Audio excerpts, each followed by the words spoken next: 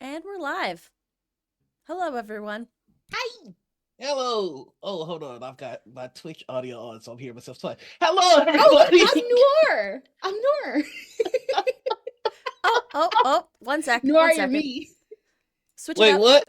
Quick change. We did Oh, it. yep, that's right.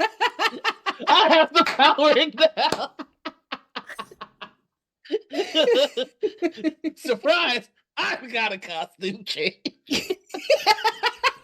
I mean, the cosplay closet's right Good beside you. morning, Just like everybody. just like a black man to try and take the credit for a black woman shit. Starting off real well here. Listen, He just said it louder black in the men have meeting. been taking some savage L's, so I'm just gonna shut the fuck. I I just read about I just read more about Jonathan Majors yesterday, and I'm just like, you know what? I'm just done. At some point, you would think people would get sick of burying themselves, and yet. They got that shovel. Well, I do this show every week, so I guess I can't really. Can't relate. And yes, Jordan, I came ready. I came ready. Just wait till the dark rose. Stick around, folks. There's a costume change.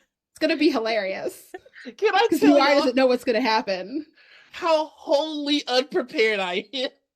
Because I literally just rolled out of bed to get started, and, and Cassie's been telling us yo, I woke up this early. I did all this and did that. I just woke up, and all my tech didn't work. I'm about to get fried this episode. I am terrified. Oh, and for those frequent watchers, I did remember. Oh, so this is Morning Ritual, everybody. Yep. I'm one of your hosts. I'm very terrified and excited, Noir. I go like he, they. I'm stalling. I'm your other host, Anita. My pronouns are she, they, and we also have an amazing guest. Cassie, why don't you tell us a little bit about yourself? Hi, I'm Cassie, also known as Lamia, also known as Mental Woke, also known as a lot of things because who gives a shit about brand consistency? That's not why I got that's not how I got here. So my name's different on like every social media platform. Good luck. It's a scavenger hunt. You have a I preferred? am I had to collect them. It's true. When I was doing promos. it's really bad. um, but yeah, as you'll learn, I do a lot of things in a lot of different places, and yeah, uh, I try not to take things too seriously. And so this is gonna be fucking hilarious because in general, the probably 2/3 of the things I do can be boiled down to my job is to compassionately drag people for filth. So this will be a great episode. I am very draggable. It's true. I just need a shirt that says draggable. But oh yeah, I should actually tell people what it is I do. So I am a trauma therapist. I am an activist. I am a writer. I have added streaming to the thing. I'm the clinical program manager for Take This. I'm a clinical oversight committee member for a nonprofit called Hope for the Day, which does suicide prevention. I helped both with sensitivity consulting and writing for Into the Motherlands. And I was a PAX Unplugged PTI fellow this past December. So yeah, I am forgetting things. They'll come up or they won't. It's fine. How do you do all this and you're a morning person? What is going on? Hi, I'm a demon. My name's Lamia. Uh, that's how that works. So I feed on the souls of the fuck bitches who decide they want to try me. I do not want to try you. I do not want to try you.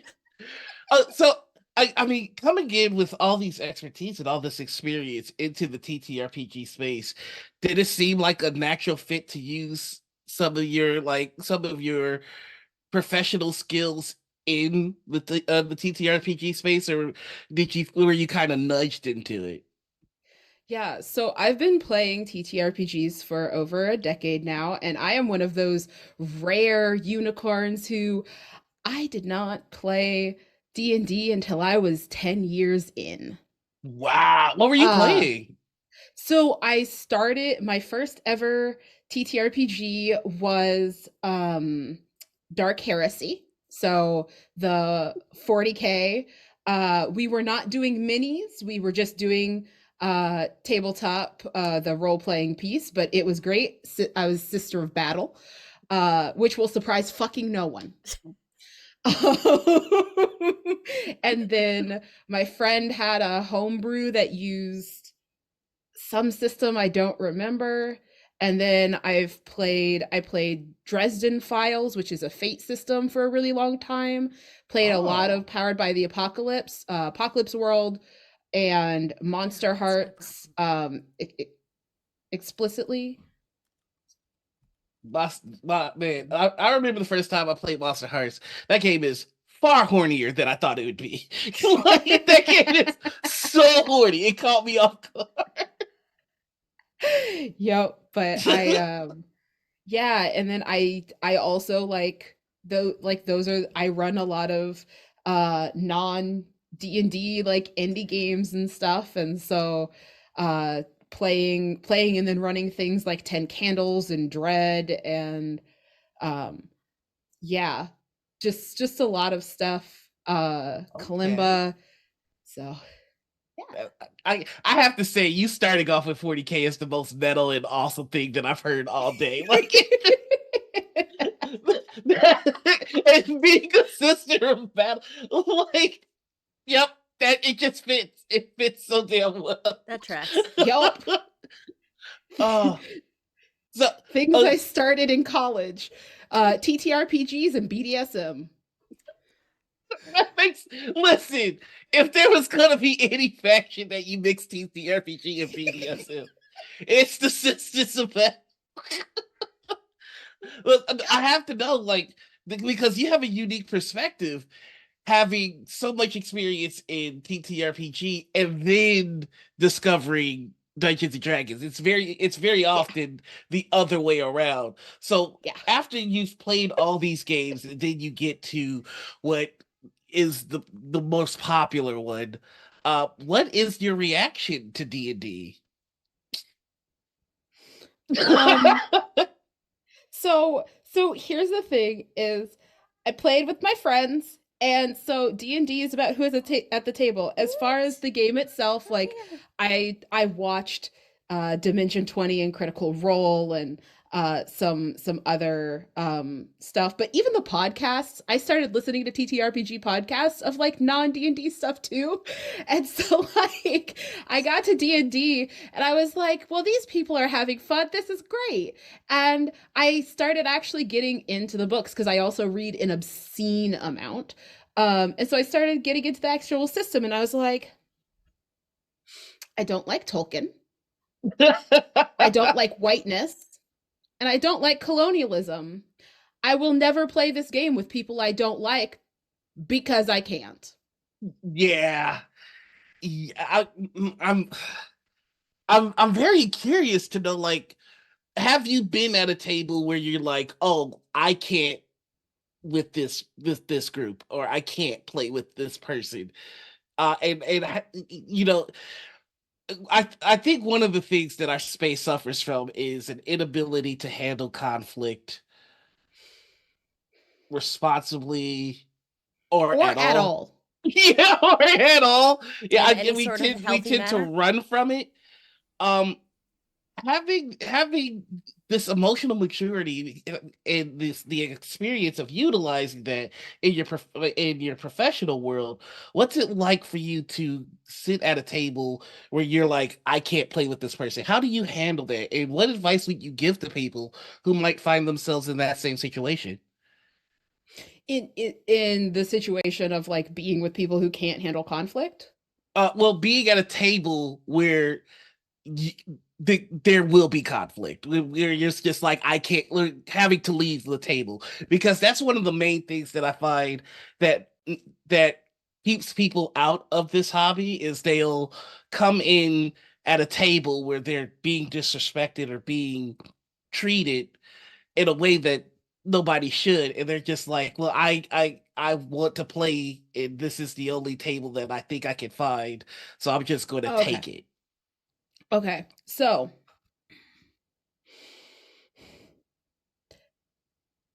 my darling dears, fucking leave. It's not the only table that's scarcity mindset, and that will get you eating shit for your entire life, and it's not worth it.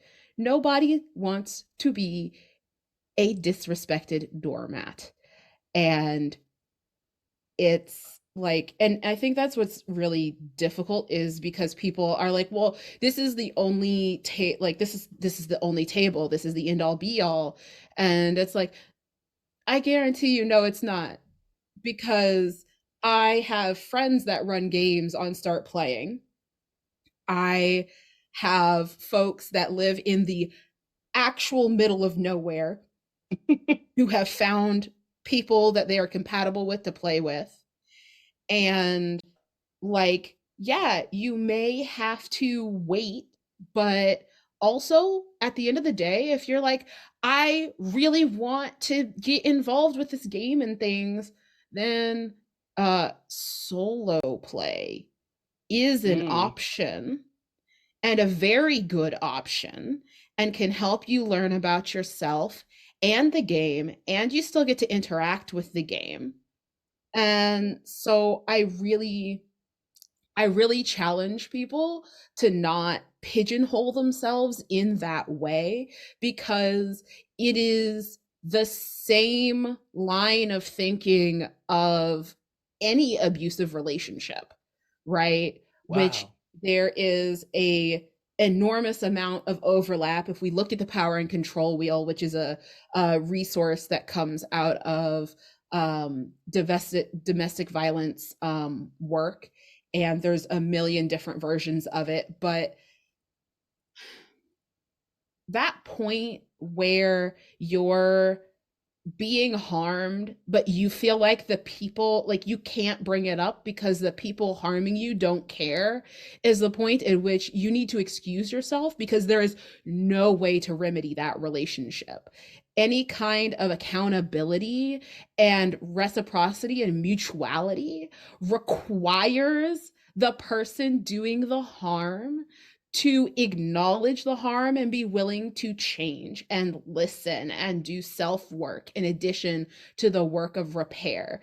If you're like, hey, you're being really racist and that really hurts me, and they're like, you're overreacting, nothing is happening in that moment. You can Mhm. step away and give it a little bit of time and come back and be like, hey, I know we were in the middle of game. I know maybe you thought you were funny. I want to bring back up, that is not okay. Are you willing and able to have this conversation? And if the answer is still no, or you feel like you can't have that conversation, then it's time to walk away. Because also, if you can't have that conversation, they can't have that conversation, we're going nowhere. You know, when you bring that up, a lot of what you're talking about, if you take it to the next level, or if you pull the camera back a little bit, you can see brands doing the same thing to their customers, clients, personnel. And Oh, yeah. I never thought about it in a relationship type of way. The taking a look at things from that perspective, it, I don't know how to say what I'm thinking, but I think we're on a certain extent programmed to accept that kind of treatment. If you kind Yes. like, I mean, just So take a look at Wizards, how Wizards treats the people that play their game. And it's almost like a trickle down effect of like Wizards is gonna treat you badly, then you got people that play this game that's gonna treat you badly, and it just it's so often, it's so familiar that I kind of understand why there's such a problem with people not being able to leave abusive tables. Mm. yeah, well, buckle up, folks, because let's expand this out. The entire country of the United States and most nation states around the world are just abusive family systems,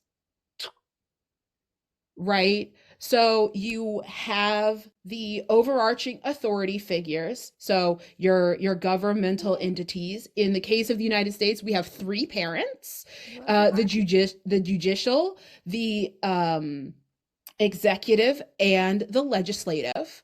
So Yeah. we're a three-parent household, and those parents never dealt with their trauma. They fight constantly in front of the children, and they have lost complete sight of the well-being of the family and are bickering back and forth and trying to enrich themselves. Meanwhile, they have their favorites, which I was would just be about to be like, they clearly got the favorite kids. and yep.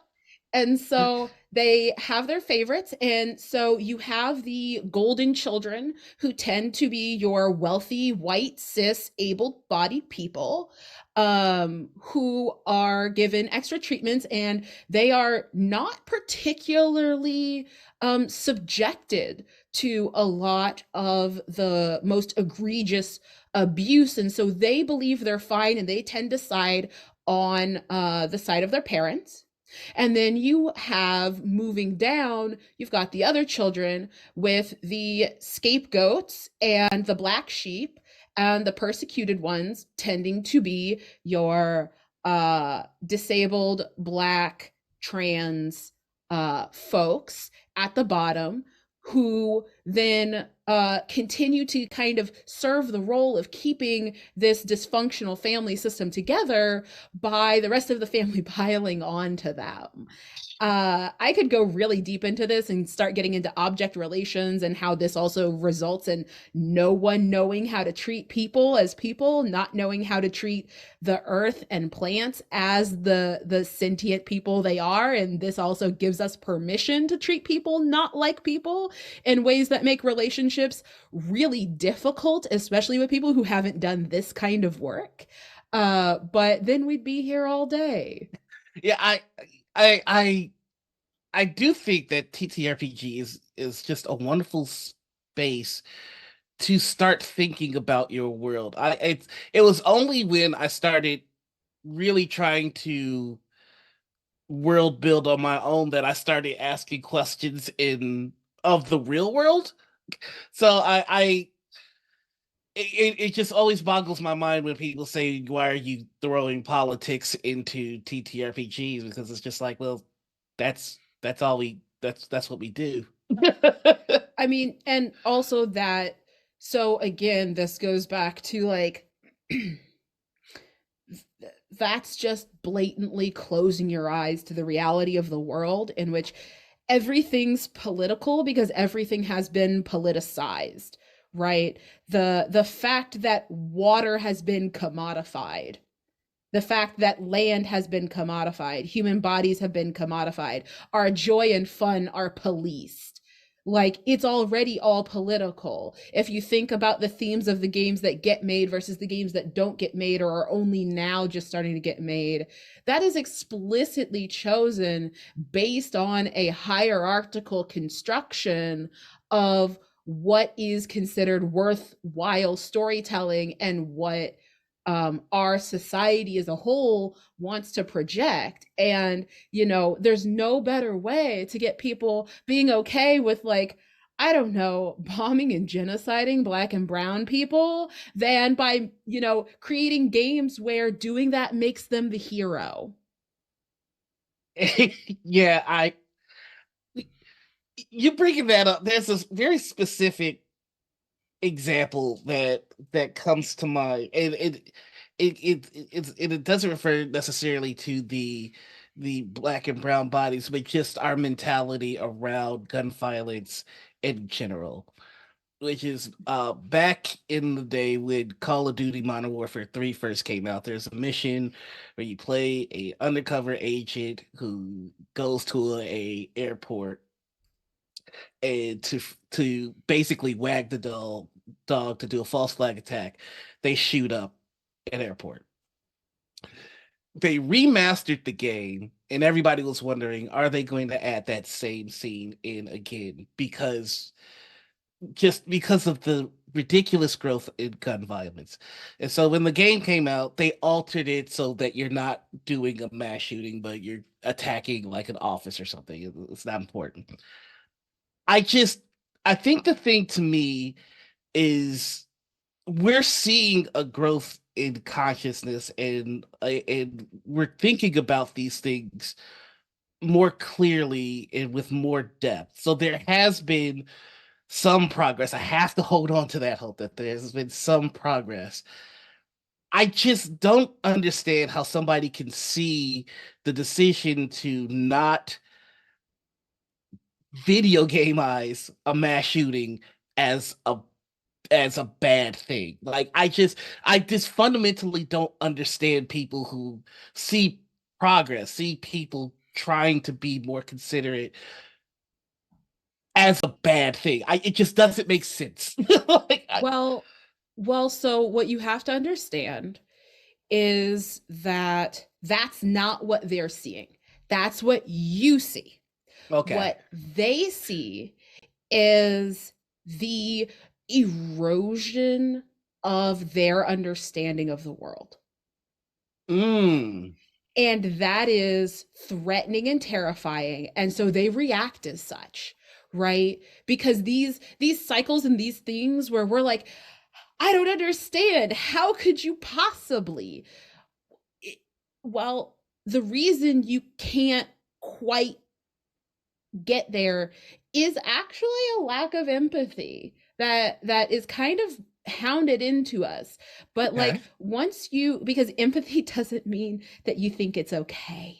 It means that you can understand it to an extent, right? And so, you know, I work for myself, and so I only take clients that I feel comfortable with and that fit within my specialties and my scope. But whenever I did work in a more general practice and I saw anybody who they sent me, right, it requires a lot of being able to sit there and be like, okay, you've come to trigger warnings. There's gonna be a rape mention here. Um, you come to me and you're talking about being depressed and things and upset in your relationship, and through our intake I discover that you're raping your boyfriend on a regular basis, and I still need to be able to see you human to human and help you work through these things. This is something that's actually that has happened before. That's And they didn't know that. We had to get to a point where I could name that this is the definition of SA, and this is what you're doing to your partner. And part of the anger and self-hatred that you're experiencing is because on some level you know you're violating this person, right? And so that, whether it is racism, whether it's anything else, once you start to understand these systems and these things and these mentalities, it becomes really easy to be like, okay, you're claiming to be pissed that this game was changed to remove a mass shooting. That's surface, right? That is not what's happening.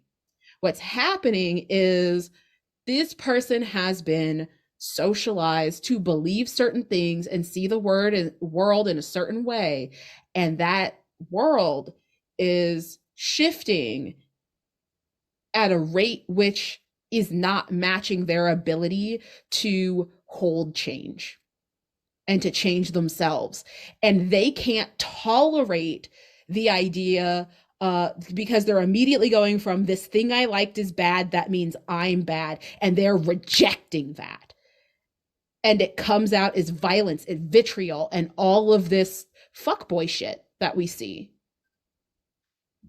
I that being able to understand that something is a surface area, a symptom of something greater, and being able to be patient enough to see what that is, understand it, and speak to it is a fucking skill. that is Yeah. incredible, and I'm impressed, but also I'm like, oh god, Twitter must be hell for you because I think everybody's just yelling about the surface. I don't think Oh Twitter is yeah. a space where anybody's trying to go to the depths. And Oh, if we're just yelling about the symptom, we're not fixing anything. Twitter's a place where Mhm. nuance goes to die. Mhm. That's got like I think to some extent you've shown me, especially like there are areas where I lack empathy, and I don't always try to go under the surface. Mhm. Sometimes it's just a blind spot. And I'm like, oh god, I'm thinking about some of my Twitter posts now. And it's just like, ugh. So it's just like I'm gonna be real. I'm gonna keep it about. It's Yeah. just like, oh god, seeing it from that perspective is just like, Yeah. oh geez. So it's just like, I guess my question is okay, like how do you tolerate it? Like one, how do you tolerate it? And two, what the fuck are you doing here? I'm thinking about my Twitter post, and I would hate me if I had the ability to see Well, under the surface. It's just like well, this well, motherfucker won't shut up. well, okay. So this goes back to capacity. This also goes back to like self-work and things. Like there's a point in time. So back when the word and the name Lamia first came into my awareness and I started associating with it, I was a very different person than I am now. And like there's an extent to which a lot of these things are stemming from self-hatred that has been bred into us through a society that is deeply investing in us hating ourselves so that we don't know to rebel against it. And so like my biggest thing is coming to this awareness, doing all this self-work, doing all this professional work like parallel to that is that like I may not like you. I may think you're reprehensible, but I also have a foundational, immovable, consistent belief that every living thing on this planet and any other has is worthy. And no matter how bad you fuck up, no matter how much I will no longer talk to you, that's still true.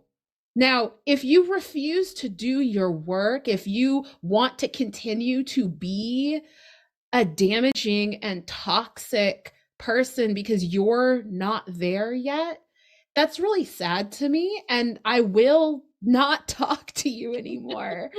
uh, and I am likely to stop protecting you from the consequences of your own goddamn actions, as some people have recently found out. But I am also like, as far as like tolerating and stuff, like I do not tolerate systemic fuckery. Individual fuckery is also a symptom of that. And so there are things I will not tolerate in my life, but I also maintain that given time, given effort, like liberation is collective. Decolonization is all of our projects together. And we can't leave people behind. We can move forward at our pace and leave the door open in the future should they show that they are doing the work and willing to be a part of the project at the stage that you are at whatever time that happens. But I'm kind of like in my heart and in my soul, like I'm kind of done wasting time, energy, and resources hating people, because that just eats you too. And that's how we get here. We're so busy hating each other that we forget there's a whole system we could go like fuck up instead, and then there would be no reason to hate each other, because then we're not pitted against each other. Then we don't have to do, oh, are you a D&D person or a Pathfinder person? Motherfucker, it's a game. I like fun. Play it It's in a just a fun game. way. I'll Pathfinder probably for like life. it.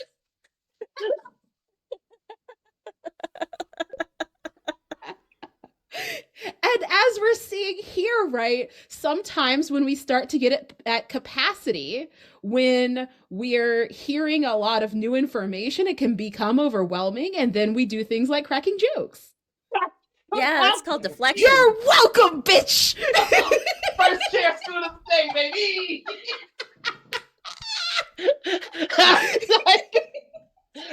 You told me you was gonna read me.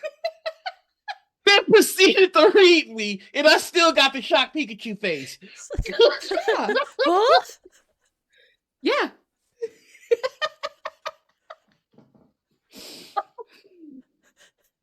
As you were.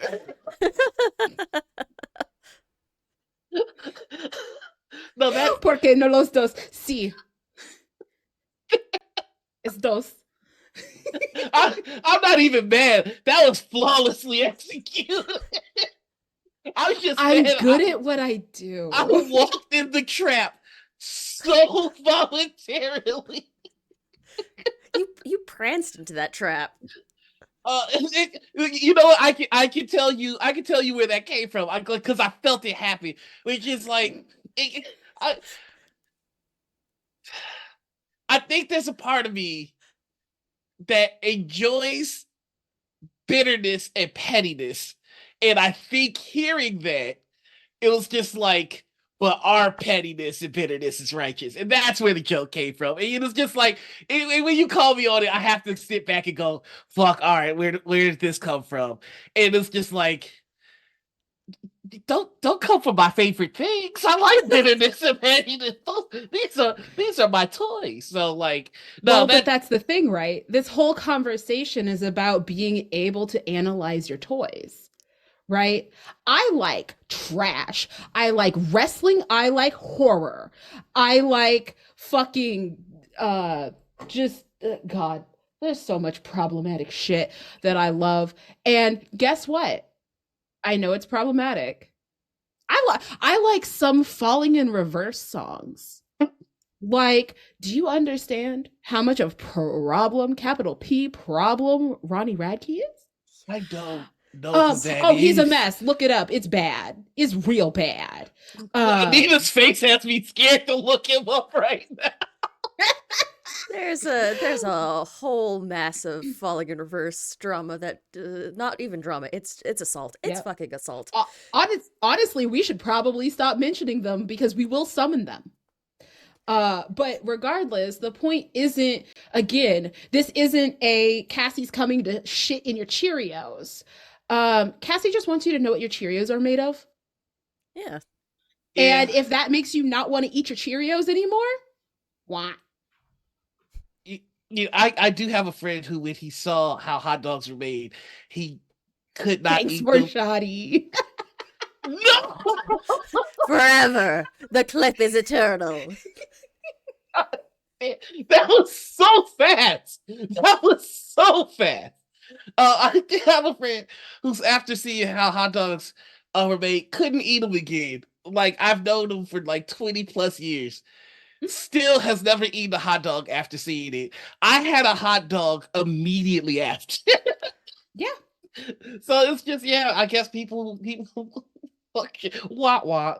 God damn, y'all. I love and also want to fist fight my chat. Yeah. I know. I'm usually in there somewhere. Starting the most shit. You started so much shit, you gotta guess. Yeah. Here's the thing though. It's because, again, like, I'm such a pretty trap. You're not Like, wrong. You're not wrong. I'm, I'm watching my feet this time. I'm like, I'm not gonna step into another one so easily. oh, you will. Yeah. Because while Morshadi, you're I had watching to, while you're watching your feet, it's just going to come from your head. Morshadi had to I'm run upstairs to their computer versatile. to get that clip, just so you know. Oh my god. We got people doing cardio. To trip me up. All right, I see y'all. You know what? We got some questions to get to. And we, you know what? We're just gonna start. We just gonna start rough. So there is a war in the TTRPG space between those of us who see these guys as just storytelling devices. You roll them, you get the result, you tell your story. And then there are those of us who see them as the forbidden candy to be put into one's mouth and crunched. Now, Nom nom. there are edible dice, but they say that's crunching, not crunching. They want to crunch. I am so scared right now. I genuinely don't know where you're going to go with this. But I have to ask you, what side of this war are you on? So, I have so many dice. They're so pretty. Mm-hmm. This one even almost looks a little like purple got and purple in apple, there. like cotton Yeah. candy, right? Yeah. And that's great. And some of them look like hard candies because they're super pretty. And like this one's ice blue. It looks like it tastes like blue raspberry. Yeah. And if Noir watched his own goddamn show and paid attention to socials, Noir would know that a year or two ago, I made a whole Stop the Crunch little video. I remember that now. And I am a mental health professional with a research background who also does diagnostics. And there's a thing called PICA. PICA is a health diagnosis, a disorder diagnosis, wherein you see it first in children mostly, but adults can have it too, where children are kind of compelled or attracted to eating non-food things, dirt, toys, etc., and putting them in their mouths, and it can be very dangerous because some shit isn't fucking food. There it is. And there is, of course, also now PICA is not the same as OCD. Sometimes OCD may have elements of that can look like PICA, but if somebody were to tell me that they find eating dice or putting dice in their mouth irresponsible, I would want to begin a differential diagnosis to make sure that something isn't going on, because PICA is usually there is a vitamin deficiency that is causing that craving.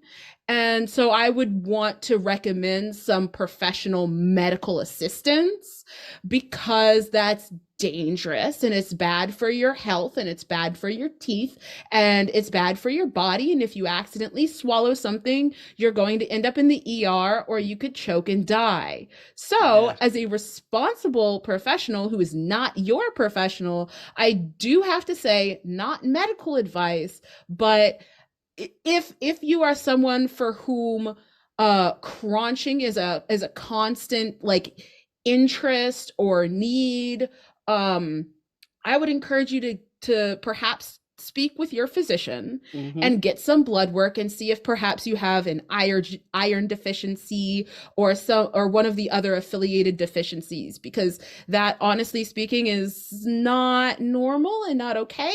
If it's just for your own shits and giggles, then I am also a harm reduction person, and I also believe that people have agency and autonomy. And if you want to do something that is going to harm you and it's not going to harm anyone else, then it is not my fault that you want to Darwin Award yourself. So it sounds like you are a part of Kappa Squad, which is the Let Them Die squad. I am part of the educate, rule out medical issues, and then if you still choose, that is a choice that you can make. Mm. And if you put my dice in your mouth, I'll knock your teeth out. There it is. That's what's up. Don't put dice in your mouth. I'm gonna take this one. I'm gonna take this win. I'm gonna say I'm gonna interpret all that as Noir was right. I listen, I need this. From a certified medical professional. You hear that? We got professionals on our side telling y'all fucking up. Get the dice out your mouth. And all you what's it, crotch responsibly people, you can't do something responsibly. All right? Okay, so hold on. No. That part I Oh, disagree with. God damn it. Okay, so content warning, BDSM and edge play. As somebody who does a great many things that are extraordinarily responsibly, I allegedly might have spent 6 to 7 months finding out how to responsibly stab someone for fun and enjoyment. So that part I disagree with. That is called RAC, risk aware consensual kink. So, Why is that hot to me? What's wrong with me? I'm like, do you want the itemized list, or because that's coming in the dark list, I think. Like, damn. That's yes, hot. as Sphinx noted, you stepped in it again. Allegedly. People out there getting stamped up. That's hot. I think Gray has the best name for this. It's mental health for dental health. I love that. Nice work, Gray. You get a gold star. Rack makes me think about ribs.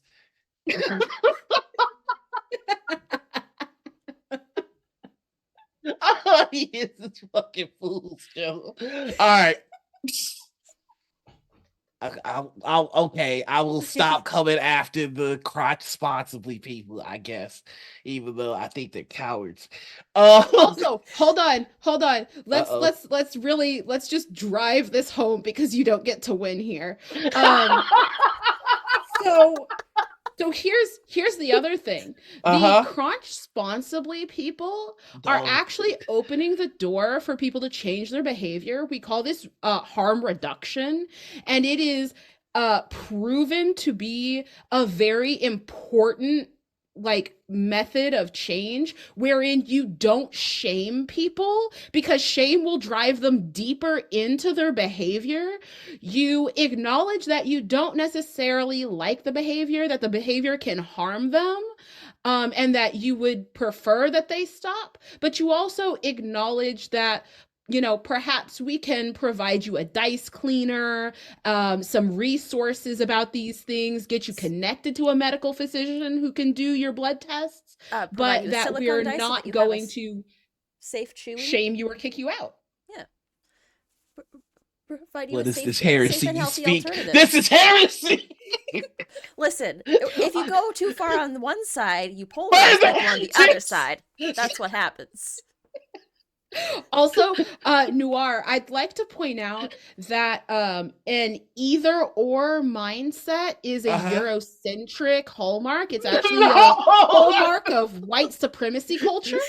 So you may want to look into your internalized oppression in that way. It's not my fault. My daddy exposed me to Go West. I listened to Phil Collins before I heard Michael Jackson. It's not my fault. I'm glad you're enjoying yourselves, chat. I am too. That's some bullshit. So we have some follow-up questions. Is it hot here to anybody else? All right. No, the hot part is for after the break. Oh God, I'm That's so the over it. roast. I feel like I'm about to be the one roasted. But here's the follow-up. Nope, I don't know what shit, question to girl. give you because you were kind of on my side, but then everything changed after the Fire Nation. I am a fire sign. Oh God, all three of us are. Leo's up in this bitch. Sag. Aries. No, I'm not fucking with you. I haven't met a single. Oh my God, every Aries I know does this to me. Yeah, Latia does this too. Dre is also Aries. You see, but I can cook him back. I am powerless. See, here's the follow-up question. You are the God Emperor of TTRPG, and any three things you want to have happen immediately. What do you do, and how do you change the TTRPG space? Everyone who gets into TTRPGs has to learn about liberation and decolonization. They can play whatever game they want to play. They can play it however they want to play it. They just need to have some knowledge first to inform that.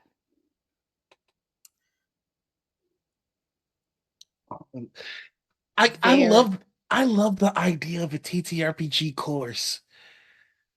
That would be sick. I'm sorry, keep going. I didn't mean to interrupt.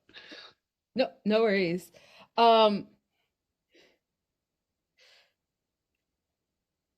There is no more scarcity mindset, and people can stop fucking ankle biting and backstabbing. If we want to call ourselves a community, then we're going to fucking behave like one, which means that there's going to be reciprocity. There's going to be mutuality, and people must understand the gift economy. Basically meaning that gifts are not free shit. Gifts are a part of a reciprocal context and cycle, and mean that that part of the relationship you have obligations towards.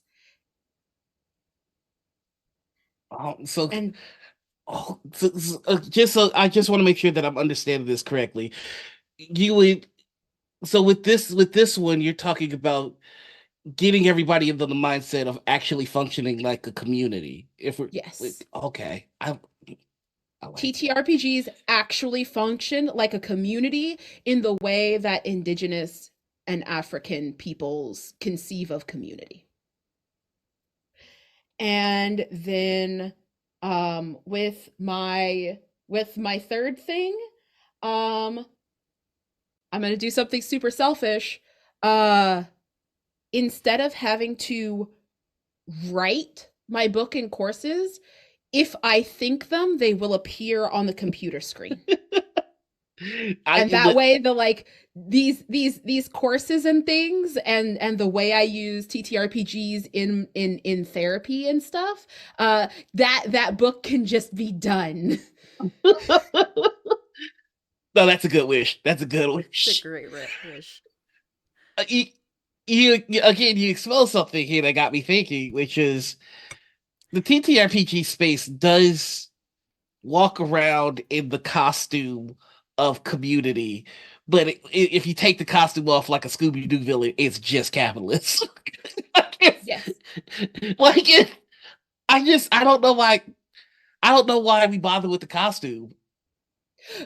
Because again, this is TTRPG is just learning from broader society. It's the same shit as when Pepsi's like, join our community. Pepsi has no community. That is at best an interest group, and more likely just growing their consumer base. Because again, what community actually is and means, and what being in relationship actually is and means, has largely been lost because, again, the project of colonialization, which includes white supremacy and capitalism as its co-arms, has obscured these things through centuries upon centuries of strategic and persistent effort. I'm gonna say I don't. I'm gonna say something. It's an opinion, and I'd like to know if it makes sense at all to you, in the sense that when Pepsi goes, "Hey, we're community," I feel like the masses in general are more readily able to spot that that's bullshit. But then we have something like like an actual play where it's just like we're all friends and we're all in this together, and people are more readily duped by that. That's my opinion on it. Like that's what I feel that I've seen. Yes. Does Levels of interaction. Yes. So Right. I'm wondering like what is it about our space, the TTRPG space, that puts the blinders on that Pepsi we are readily able to see and expose them. um you are not typically learning about yourself and exploring your identity and your worldview when you drink a Pepsi. Mm. When you play TTRPGs, these are experiences that, I mean, we use them for a variety of things, right? When you think about Motherlands, when you think about Coyote and Crow, like these are cultural artifacts. These TTRPGs, games in general, can help to preserve language and culture. I started and I run an event called Black Liberation Play Day here in Chicago, and it's specifically using games as tools for liberation to get people back into their imagination and their community and their creativity, right? And so, just like any double edged sword, right? Like they can also be used for ill, right? They can also be used to teach really bad shit. And especially when people don't know what's happening. Remember when I talked about people having their world sense challenged and like internalizing, like, oh, you're saying this is bad, I like this, that means you're saying I'm bad. And that personalization happens a lot. And so that, like, we get that quicker like that quicker feeling of relationship, we get that quicker feeling of closeness and intimacy and all of these things. And so, like, yeah, you may go buy a Pepsi and see someone else buying a Pepsi instead of Coke and be like, yeah. But like with TTRPGs or any more, I mean, you get it with body modification communities doing tattoos and flesh hooks and things like that. You get it with BDSM, you get it with spiritual communities, you get it with TTRPGs. When you have more facets of connection, even if you don't carry out the communal responsibility pieces, you get all of the both spiritual feelings, the brain chemicals, and the physical, like, semblance of a community. And that's where we get really parasocial. Damn. I mean, yeah, I I think Sphinx also joined in with you in saying that it's easier for individuals to convince you that they aren't capitalistic than a corporation can, as well. Like it's just Yep. we. The more I talk to you, the more I'm like, oh, do we fucking just walk around all day with our goddamn eyes closed and our hands over our ears, like just not paying Yeah. attention to shit? like, Yeah. like like It, I feel so bad, but like not like a you're making me feel bad type of way. It's just like what the fuck is what am I? It's which also which that is a good which is a good catch yeah. catch, because sometimes people will think I'm making them feel bad. That's the other thing. Very infrequently is anyone making you feel anything, Right. right? It, with the exception of clear cut experiences of like abuse and brainwashing and things like that.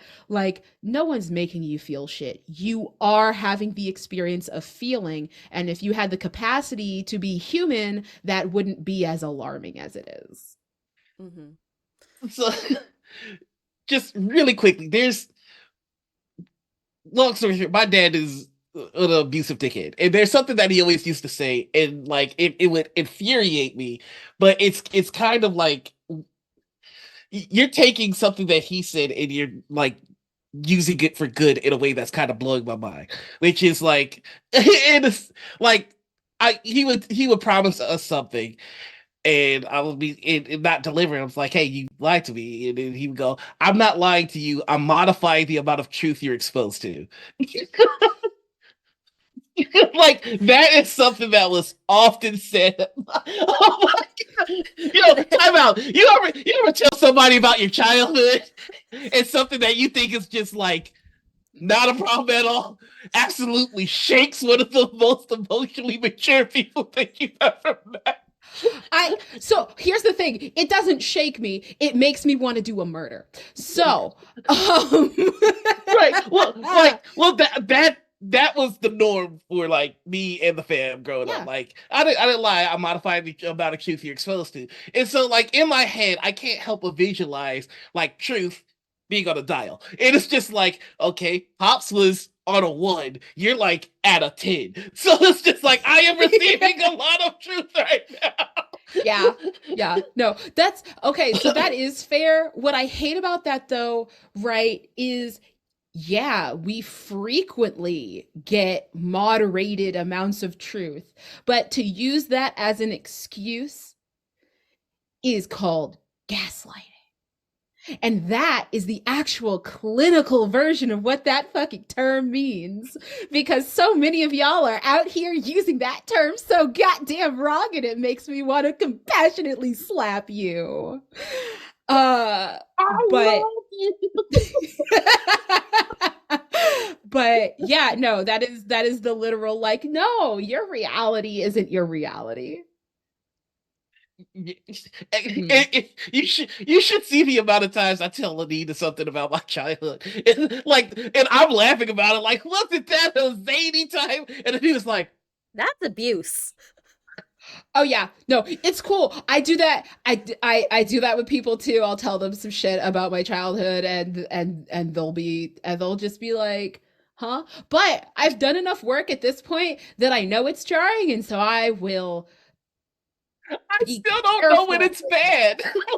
Yeah, no, it's okay. Again, these things are processes, and when we become habituated to a norm, like that is our norm. That's why the like term normal has a lot less meaning than people think it does, right?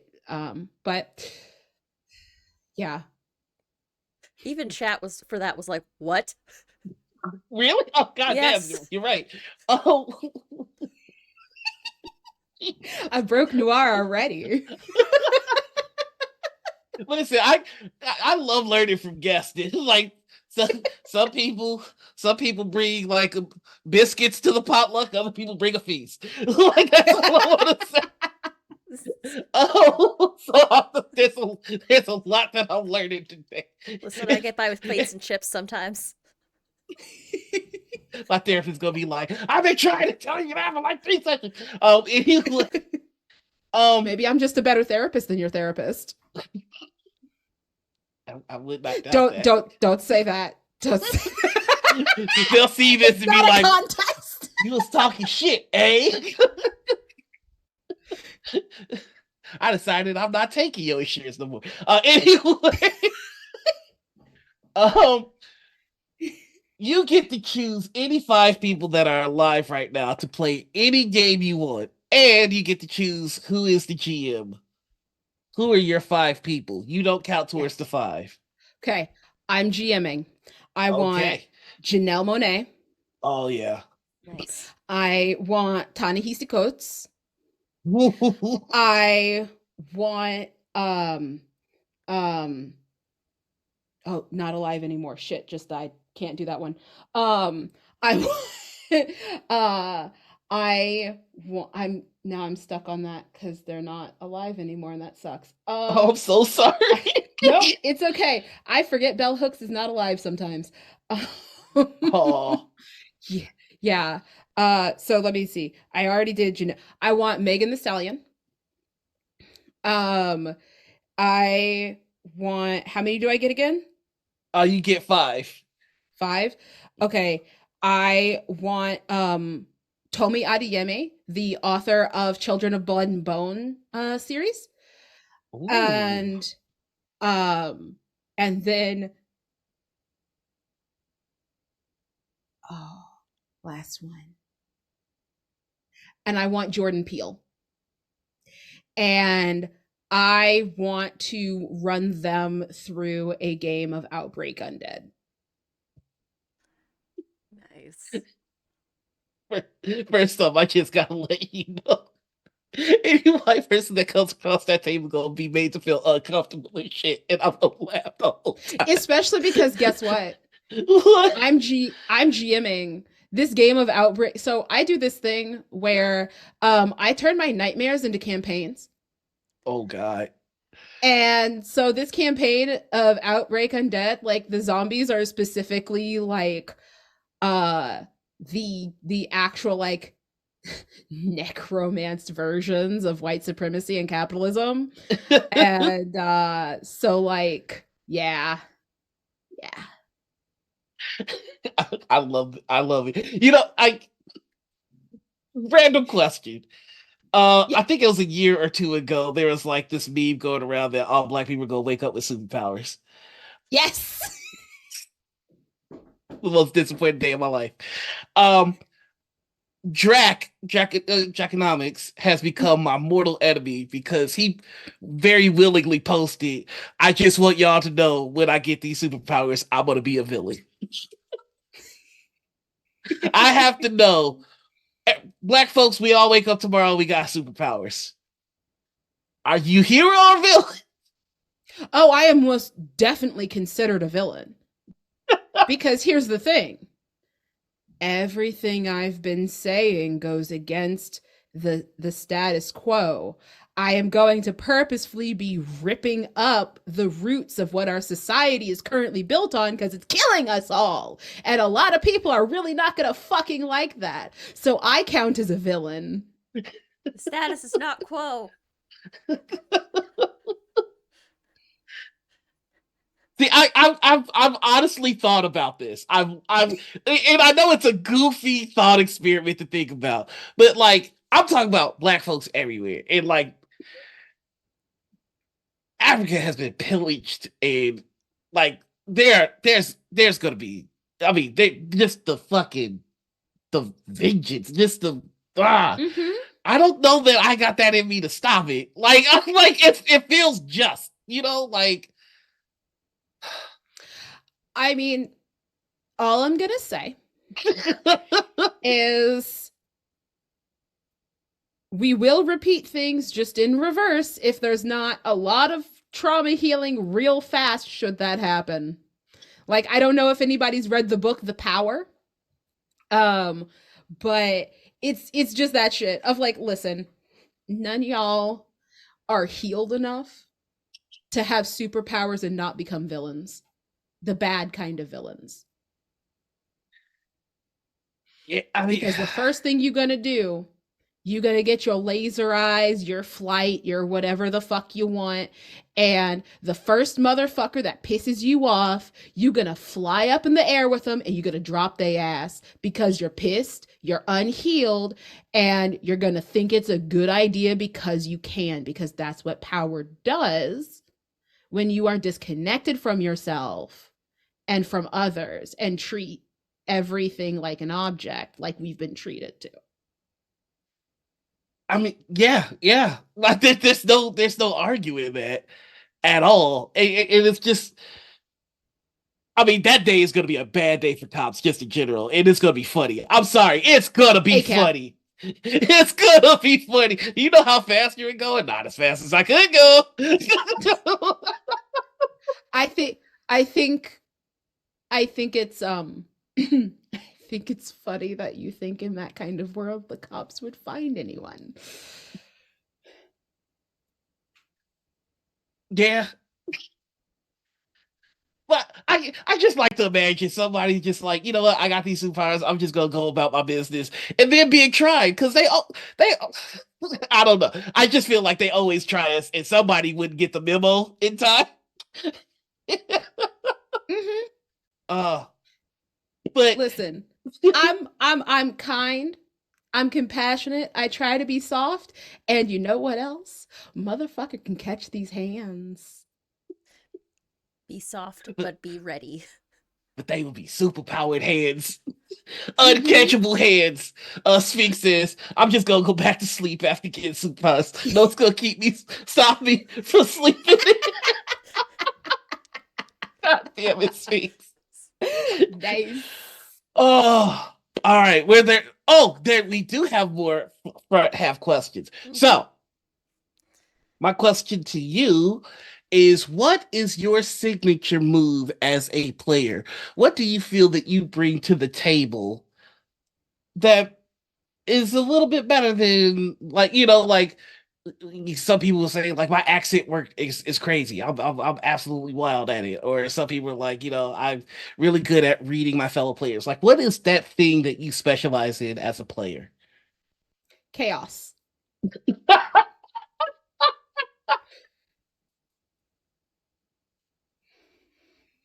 I've seen people allude to that and dance around the fact. I've never seen somebody just claim it.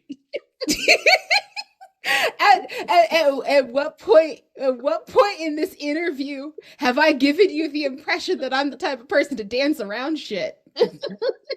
Listen, I have so I'm these days I tend to be not quite a forever GM, but I am a very frequent GM.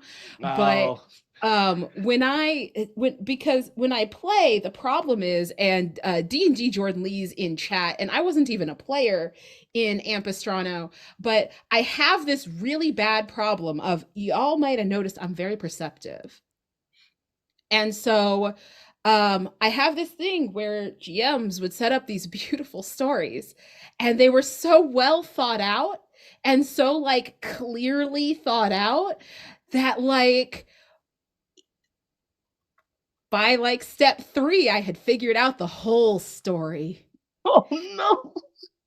And so and the other like the group of friends that I met in college, and the group that I still play with, I guess we started playing after college, but um I'm not the only one in that group.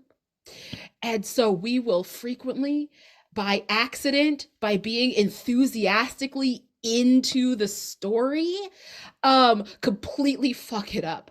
Like things that were supposed to take like 5 sessions take 2, because we figure it out and we just accidentally circumvent it.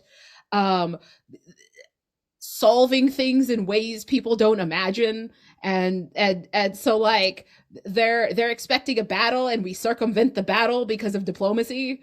Like it's I'm just a chaos gremlin. I in the way that I'll also like find ways to get people involved in the story that people didn't think about. It's Yeah. stuff just pure chaos. And so like the most recent example of this is, as a viewer, I was watching Ampistrado, and I'm now on the lore team and assist with some things in the background for no other reason than like I try to be very respectful and everything. And so like I hadn't said anything, and we were in a co-working chat one day, and Jordan was like, "No, I love when people like talk about the things I'm doing." And I'm like, "Okay, so then is this what's going on?" And I proceed to like da da da da da da da da da da da, and this is this and this and this and this. And then Jordan's just kind of sitting there and it's like, Want to pop into a separate call real fast?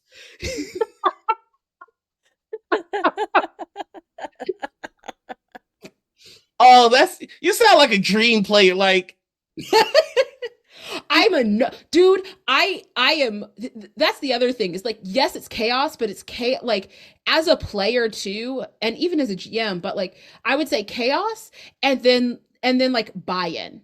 Like I that's am the biggest fucking fan of the story, and so like even if like I don't go in trying to fuck someone's shit up. Like composing these stories and these things is hard work and everything, but it's also a thing of like I get so into it that I'll think about it a lot. And when I think about it a lot, it means I figure out what's happening. but see, but here's why I think that's beautiful. There's no better way to flesh out a world to make it three-dimensional than have somebody go, "Oh, that was your solution? Because I thought of these three." Like it's just like, yes, that was also planned. Like I know there are some GMs that hate that kind of thing. I personally hate those kind of GMs. Like, Why but would I you be love upset play. that your players are invested? Yeah. According to Jordan, I figured out the plot before the cast did, and they're about to start season 3. I figured out the plot. What was that, like a couple episodes into season 2? And that's just when I told you, which means I'd already figured it out before that. Early season 2, yeah. I'm just laughing at the. We need to go into another. We need to go into another Discord room right now. No, listen, they were getting I don't remember which character it was, but they do character Q&As sometimes. And like the way this came up is like the character Q&A was open. And so I was pitching questions and I ended up having to delete questions because I was right.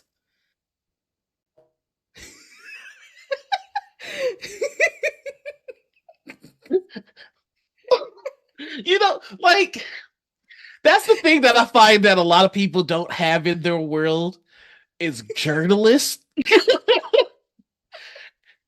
It like I literally had a player like you that inspired a journalist in my work. And my players would just go to him all the time because it's just like, help, we are lost. Like, I love that. That's awesome.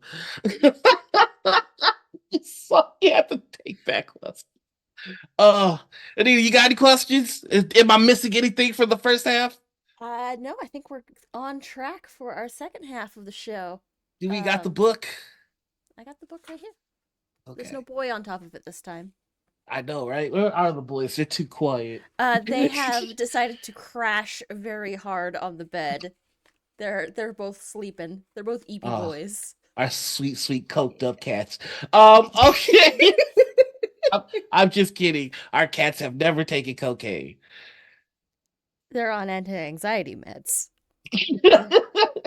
All right. Well, in that case, we're gonna go and take ourselves a little break. We've been at it for an hour and 20. When Yeah. we come back, we'll be in the dark roast, which is essentially the same thing. We just gave it a cool name. Except So, for not today. oh god, fuck. We need more Today. questions. Love We that. need more questions on the front. Or go on a Today, break. there will be changes. I forgot. I'm about to just peacefully go to break outside of my own death wait. Quick. I think of did a just question. tell you I did just tell you that my signature move is chaos. I don't know what you missed. I tell everybody every show that my brain is made out of ramen noodles. I don't retain information, just seasoning. And with that, we'll be right back, everybody. Go hydrate, go stretch, and do what you need to do, and we will see you soon.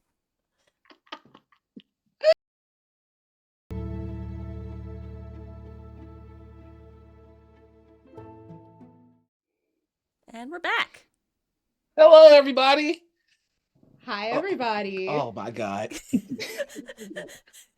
I did say, I do believe that I did mention Oh. that if you challenged me, I would wear lingerie, Nua. I'm completely normal about this.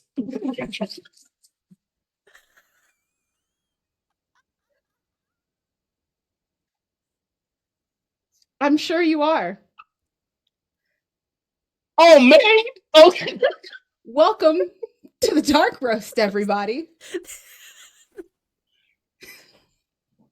The guest has become the host. That's how it is. You might Maybe have because to. I broke the host who's too busy being horny on Maine because Noir mentioned on Twitter that they struggle when their friends are so hot and to stop doing that. And I we be all at collectively work. said, go fuck yourself. And then last week, you were like, nah, you can't do anything. And I was like, bet. The gaze that is being averted right now. What? The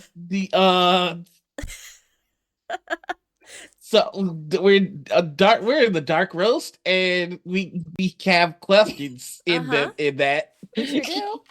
So we talked about your player's signature move. What is your GM signature move? Oh, this is absolutely the wrong question to have asked.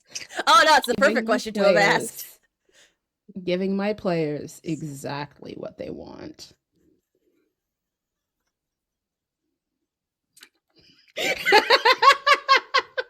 And then murdering them after. That just made it worse. I know. It's almost like I'm good at my motherfucking job and maybe I have a lot of fucking jobs. Okay, Mommy KO to make any sort of eye contact.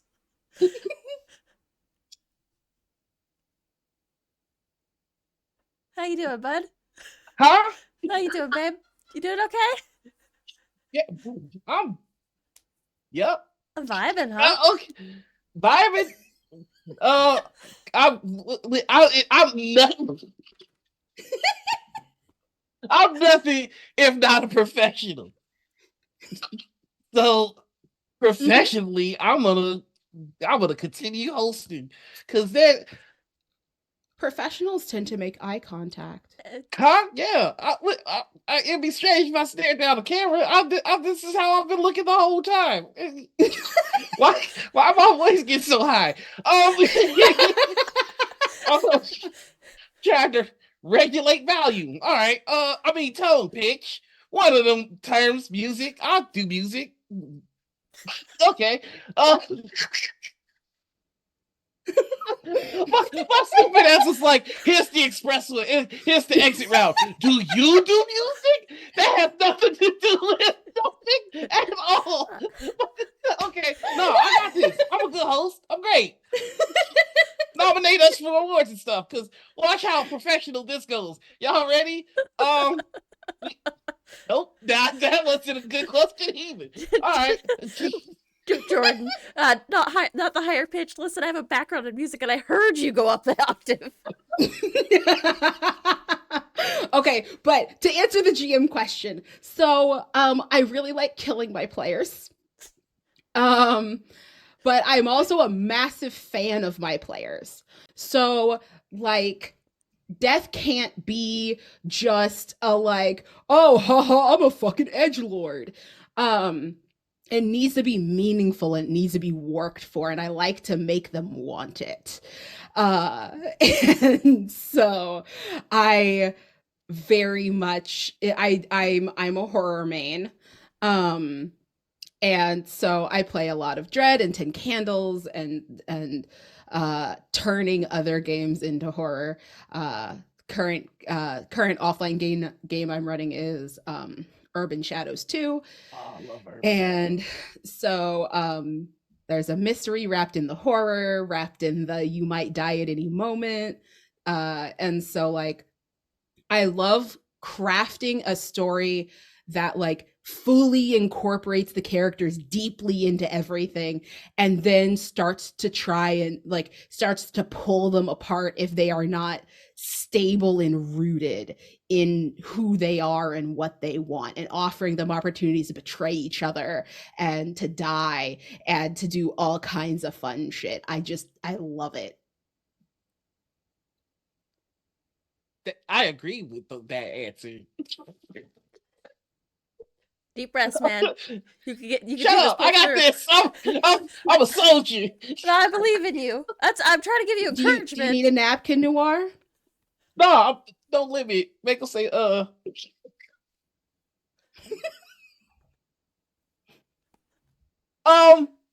okay. We also have other questions. Other joke. Oh, okay. This is all right. Here we go. I've got it. Oh no, that was about to be really stupid. All right, pivot. All right, I got it. Not laughing. No, I'm laughing with you. I'm not laughing at you. I'm laughing at you, but only because you like it. Happy Prime Time is the segment that we do. It Is this not petty enough for you? Isn't this whole thing right now just petty prime time? I think that's the back half of the show. Yes. It's no longer the Dark Rose. This is just petty prime time now. Listen, I have to give you kudos. We have had guests come up here whose aim was to try and throw me off my guard. Very few have been successful. Some have been. This I did not expect this. I mean, I expect to some. Petty Prime Time is where you get to subtweet in real life. Shook. We lead by example. I don't remember the thing I say. Oh, we lead by Anita, Petty Prime Time, please. Welcome to Petty Prime Time, where we tend to lead by example because we don't ask our guests to do anything that we don't do ourselves. Yes. So in this segment, what we do is this is your opportunity to subtweet, so to speak, but in real time. Yes. So, for example, if I saw some shit on Twitter or I had somebody, waste my time this week, and I wanted to say something along the lines of, when you ask for someone's time and assistance, it's pretty ridiculous to then no show, then that would be kind of a petty prime time. Yeah. Do you, Noir, have anything that you'd like to be petty about? Look, it's not just that I've been thrown off my game, but then to have you out host me. They just will be mine one day. I'm about to go into the lab and I'm about to figure it out. I'm about to study you. You created a villain today. I'm about to be your Joker. I'm gonna figure it out. You will. This is the Petty Prime Time no more. This is the birth of an arch villain. This is the villain arc. This is the start of Noir's villain era. Not villain. This is my BBEG era. All right, you're gonna need a party to deal with the repercussions of your actions today. Noir. Oh no. There is absolutely nothing that I love more than a challenge. And if you think that you can get your shit together enough to step up to me, I cannot wait to meet you on the battlefield. It may not be today. It may not be today. Tomorrow. Probably not. But I make this solemn oath. The oath of vengeance.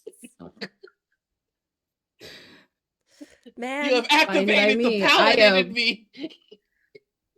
I am a master of the long game. After all, nothing satisfying without a little wait. 3 years ago, we had Seffi on this show, and I it's knew you were just so gonna bring this up. nice when you're on this side of that. It's great. You know? I was supportive. I helped you. No, you laughed at me for like a good 20 minutes. There's a clip of this. You It's haven't in our chosen highlight one. reel.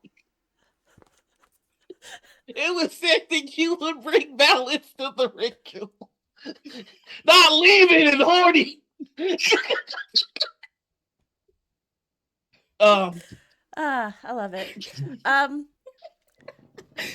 So Penny Prime time. Yeah. Patty Pratt said, okay, Think you can get through this one, Noir? yeah, I got it. Oh, I've got it. Listen, if a content creator in the space ask a question looking to be more informed on the lore of something that you are a fan of, that you have knowledge in, this person has like a bajillion followers and you got like 12. Don't start shit. Don't. In fact, if your mustache does not connect, don't start shit on the internet. If you got an anime profile, don't start shit on the internet. It's just, if you got numbers in your username, probably more numbers than letters. Don't start shit on the internet. It's not gonna work. It's not gonna work out well for you. If your name is a fantasy slur. Don't start shit on the internet. You not finna win. I'm just wondering As Noir is learning right now. I may have lost the battle, but I will win the war. Y'all just You may have lost the battle, but you're going to enjoy being on your knees at the end of the war. He had to leave. You got him out of here. He's gone. There wasn't even a chair scoot. There was a full-on stand. He has to do a lap.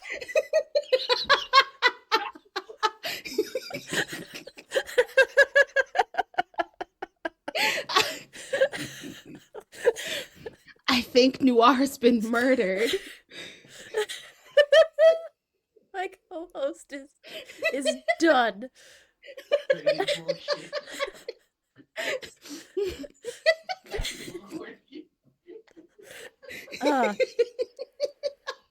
So my Penny Prime time is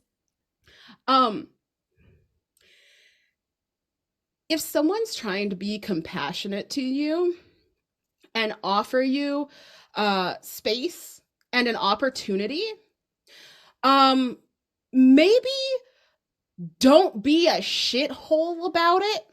And especially don't be a shithole and insist on written communication, because then there are receipts. And when you go try to play the victim and act as though the big bad mean brown person or a black person is the one doing stuff wrong, there are receipts to show that in fact you flew off the handle and you're the one fucking up. And that might be bad for your fucking bank. And maybe we don't do that. Maybe we just don't do that. And so, free Palestine, Sudan, Congo, end all genocide. All day, every day. And if you can't say free Palestine, go fuck yourself at this point. Honestly. Free Palestine. If you say free Palestine on main and then go behind the scenes and drag people who have been on the free Palestine train, then also fuck you. Also, Black Lives Matter has always been on the free Palestine train, so maybe check your history, fam, because not all skin folk is kinfolk and you making an ass of yourself. Tell them, like, if like, I'm not gonna sit here and be like, I knew that from day one.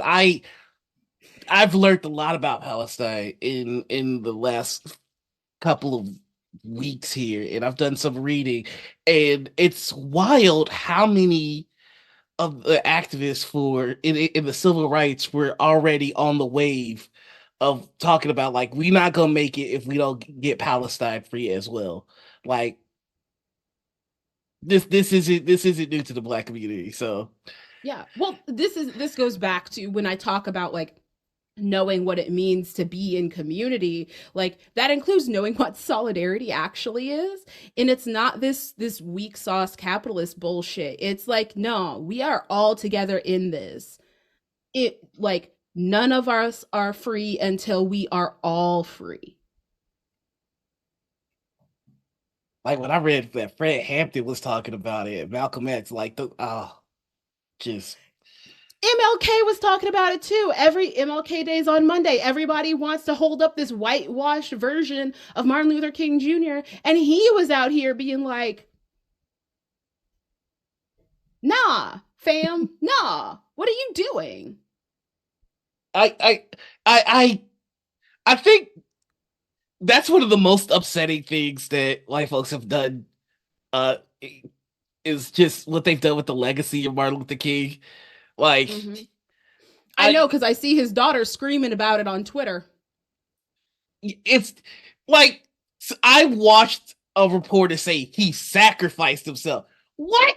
No, y'all shot his ass. Government murdered that man.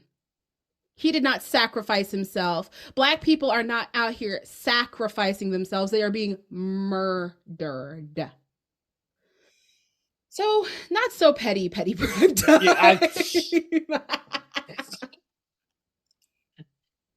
listen, I was able to get my shit together for a hot second, but it's just this world is infuriating.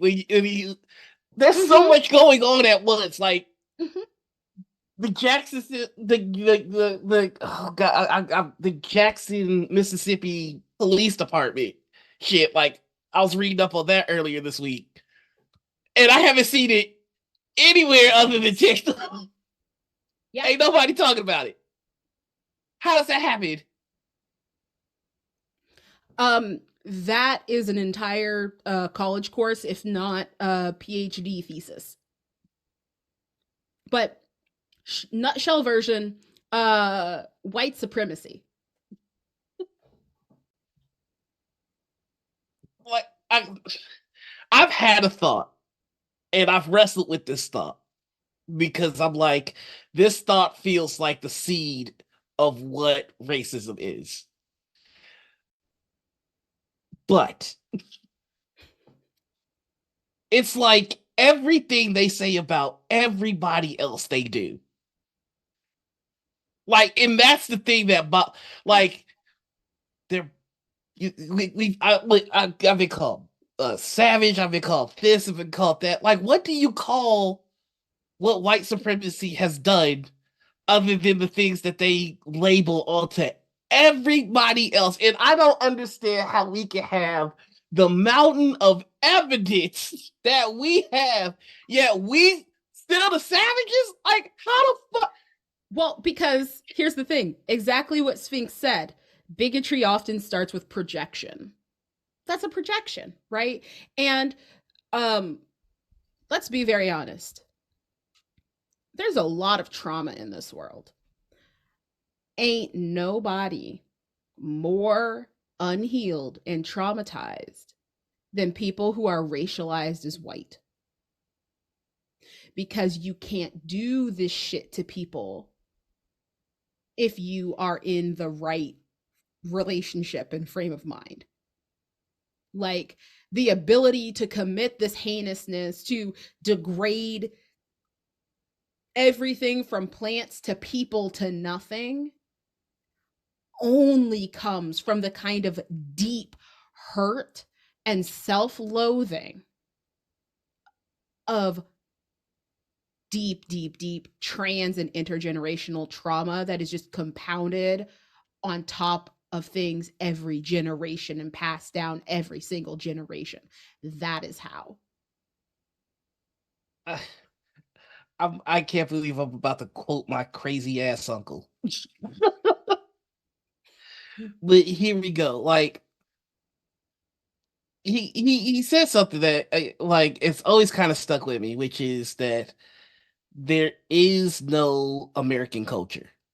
Like America is just there's no culture because the history of America is one that is blood soaked and full of atrocities. And if they were honest about that, there's no way that they could reject this country as being what they say that it is.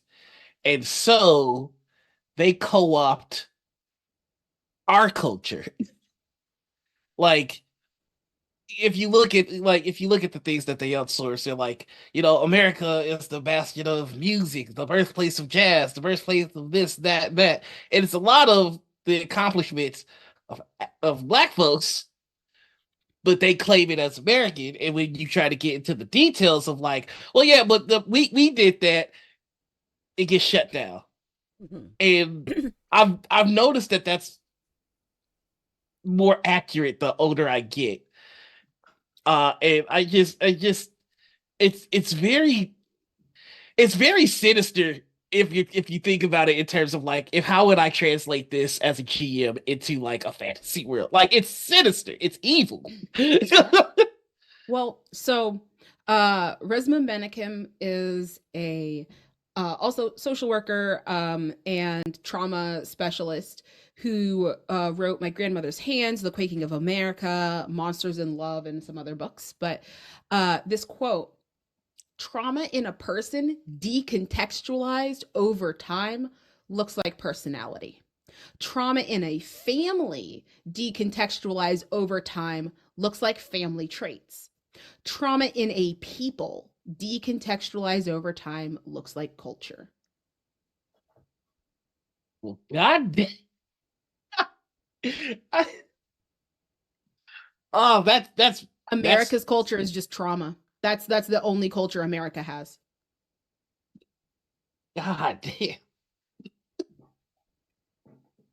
And- and you also mentioned something else that I saw a very interesting TikTok about, which is you're talking about the people that buy into the concept of whiteness. And I saw a TikTok who was talking about the fact that you know I believe they were of Irish descent, and their family just they stopped speaking the native language, they stopped celebrating the holidays, like and they were talking about how like there's a lot of that culture there's a lot of that familiar culture that is just gone to them now. um and then they look at black folks who have to. I feel like we are in a unique position where we were stolen from our original culture, and we have been compensating, we have been creating ever since. And I think there's something about that when white folks see it, it harkens back to what they willingly gave away, and to fill that hole, they just kind of take our shit. Yeah. Well, that's the thing of if suddenly in the middle of your house you notice there is a massive hole and you need to fill it. You don't have any wood, you don't have any concrete. You're just going to start grabbing anything around to fill that hole, right? Yeah. Especially if you don't know what's there. When we talk about racialization and the project of racialization as a project, we start to get at these roots of like black doesn't exist. There are no black people in Africa. White doesn't exist. Right? Like in the way in which like yes, the harms and all these things they do very much exist. Mhm. But also they only exist because they are created and empowered because of a project of power hoarding. The only reason blackness was created was to stand in opposition to whiteness because, again, either or mindset is a Eurocentric paradigm. And so you need an either or. And that's why when you look at other racial slurs and stuff, it all boils down to still being black versus white, even if you're in, Japan or India, right? We've got the sand inward. We've got the, forest inward. Like all of these things around the world, like it's because they're real, like social constructions are real, but they also are not real enough to not be able to remove, right? Like we could change this with enough collective power and work. We could change it. But then it's been so ingrained that people don't look at it. You don't look and be like, wait, why am I white and it only comes up that I'm Irish when I need to ignore what a black person's trying to tell me?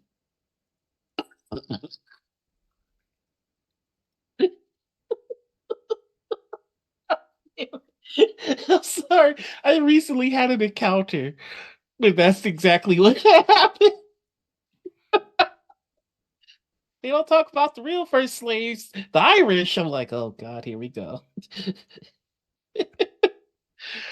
uh fuck, I mean eye contact. I was doing so well. You were doing so well, you forgot where you were.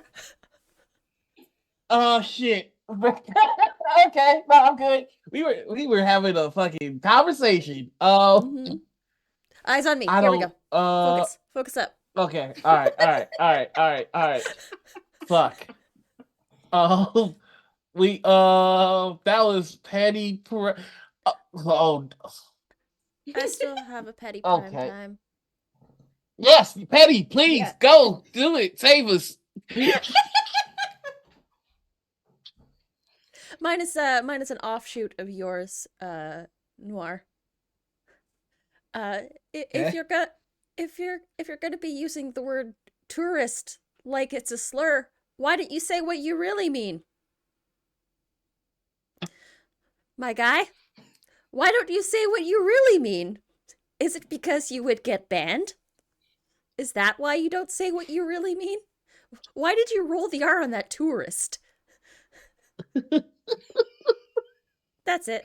Yo, I mean, you bring up a good point. If white is so supreme, why do you motherfuckers have to use dog whistles? What you scared of? Just say what you trying to say. We can't say anything we want without getting canceled. You the superior race, right? How can we cancel you? Fucking say what you mean. So, like, I could be a bitch maid and speaking in code. What do you... Just fucking say it. So we can beat that ass.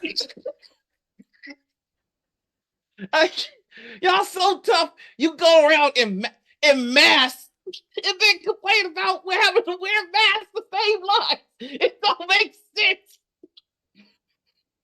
White supremacy doesn't make any goddamn sense. When you try to scare motherfuckers, it's mask o'clock. When it's time to save lives. Y'all can't. What? Is it because it's not a pillowcase? We can make pillowcase COVID mask.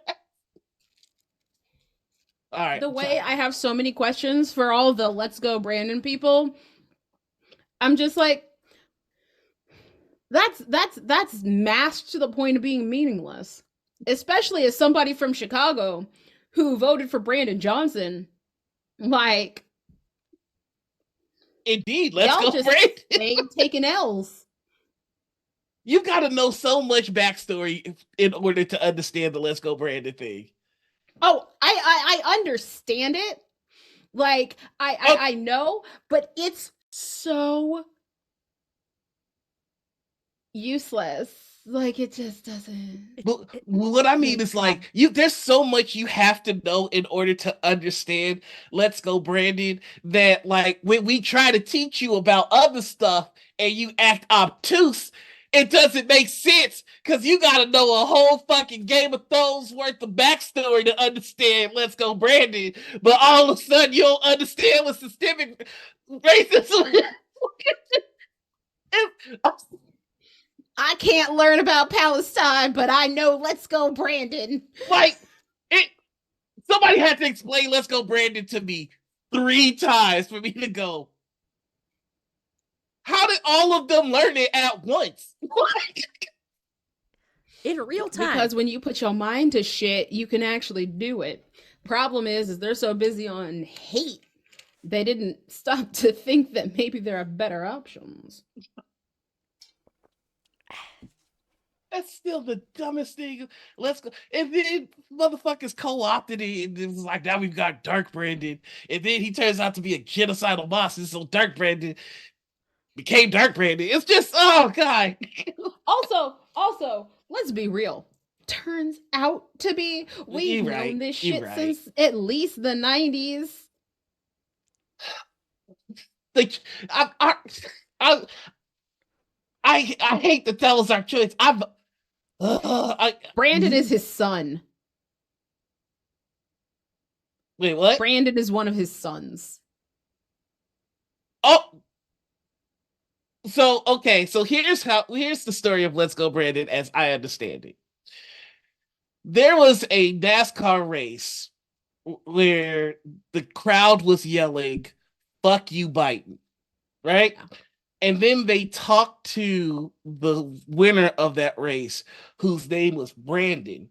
And the announcer goes, you're right. It looks like they're cheering for you because the crowd is going, "Let's go, Brandon." Well, actually, they were saying, "Fuck you, Biden." And so racists was just like, we'll just say, "Let's go, Brandon," when we want to say, "Fuck you, Biden," which... if you're that NASCAR driver, gotta be very. Y'all would have been better just not saying nothing about it. Y'all Streisand affected that shit. But this poor bastard will never know who's actually cheering for him for the rest of his life.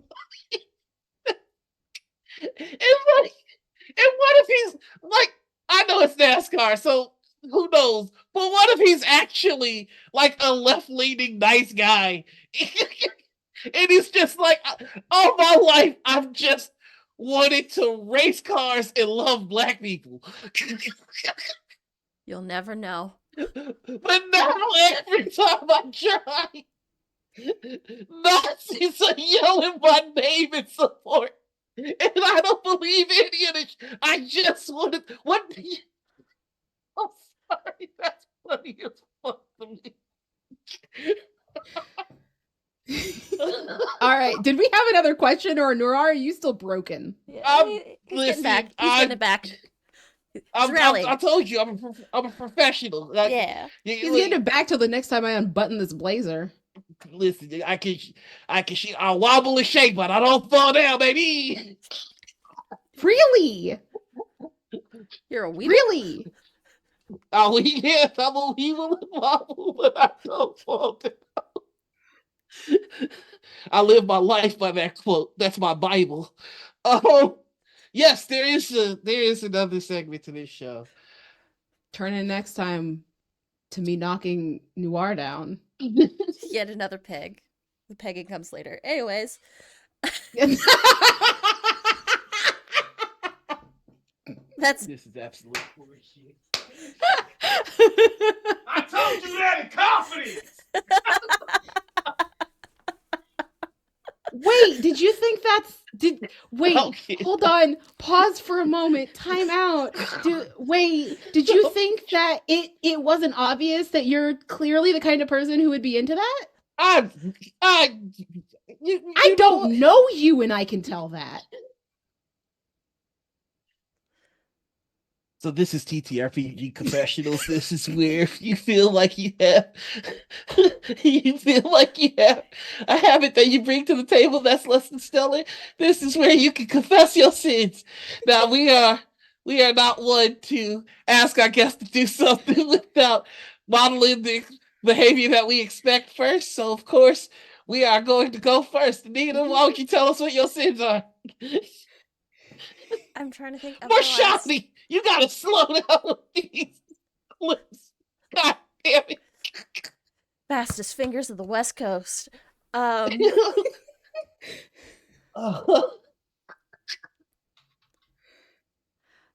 through it, y'all.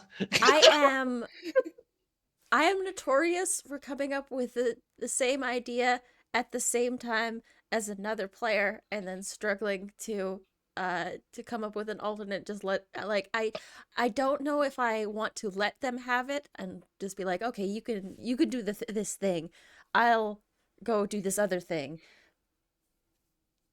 I feel like sometimes I step on other players' toes in that way.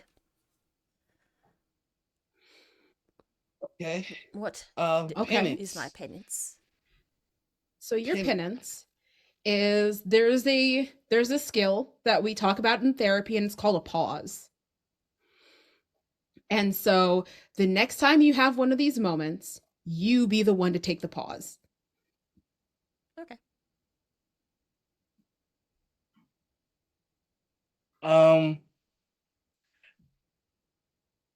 In moments where you feel like you might have the same idea as somebody else, I challenge you to think of idea B and C. Okay. There's more than one way to storm a castle, as they say. Yep. Noir. I suppose I should think of a scene. All right. Here's my scene. It's a good one too. Yep, I totally have it. It's fancy, first edition. I mean, first edition. The first edition sin is the apple, but go on. Well, you see, there's this one time I was in a garden. you put that down. You put that down. Okay. I'm just gonna steal from Sphinx. Sorry, buddy. Sometimes I can be a little bit of a motor mouth.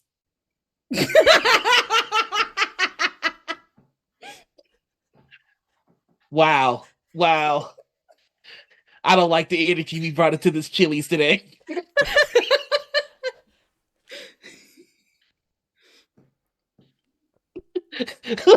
Everybody's getting real sassy on this scene.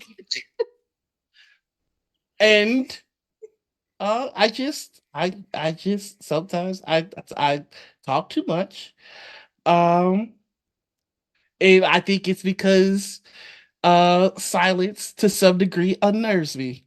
So there you go. That's my sin. Go ahead, give you my penance. That's a very good observation. Silence does frequently unnerve people. To the point where actually all these like cute little hoity-toity silence and meditation retreats that have been popping up have like people will have absolute breakdowns because they actually cannot sit with themselves in silence, and they have a mental health breakdown because of it. So yeah, no, it's actually a very common thing. A lot of therapists really struggle with sitting in silence. So I would say we don't want to cause you to have a breakdown, but oh really? but Laser what I unbuttons. will say is it's no, still buttoned. Okay, we're good. For now.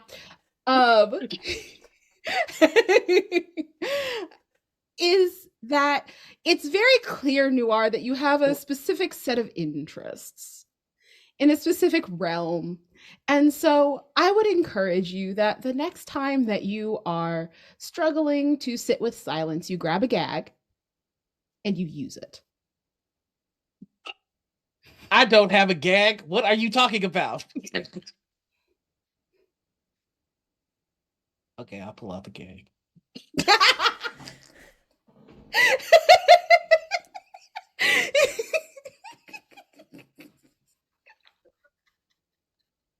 But no, in the more safe for work version, similar to Anita.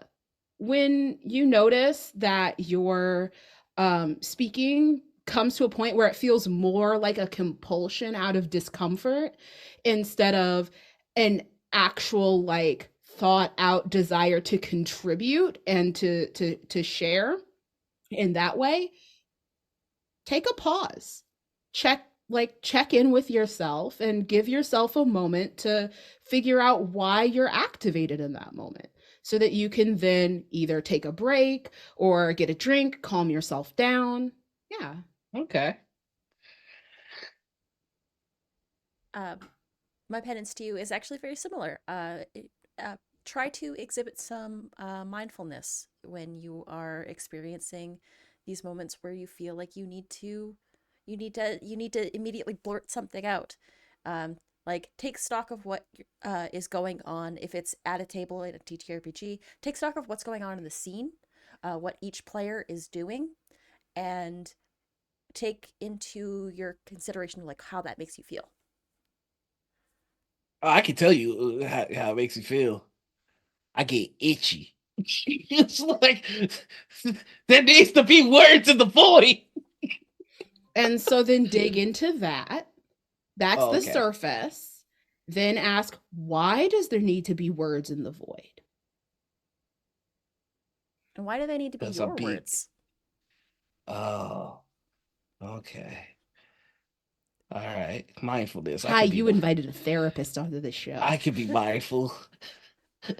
I can be. I'll be do so an Aaron mindful. Burr, talk less, smile more.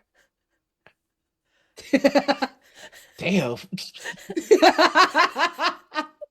I feel offended. I feel like opening up a notes app. I can't believe you said that. Get the twit longer ready. I've been assaulted. But I'm kidding. Well, it looks like there's one person left who said we Yep. gotta. Here's what I gotta say about this. Hey, yo, Christ, I'm about to sit again. And away he goes. You can sit your watch to it.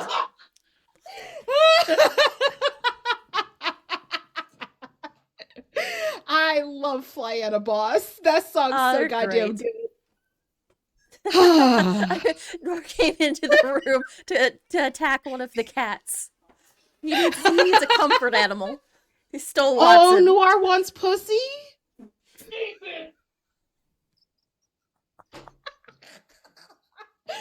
So-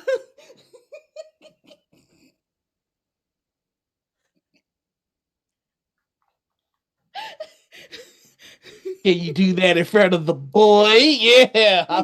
Did you get your pussy, Noir? Do you like it all in your face?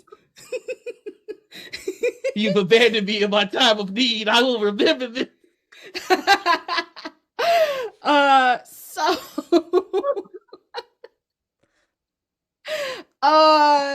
yeah, let's see.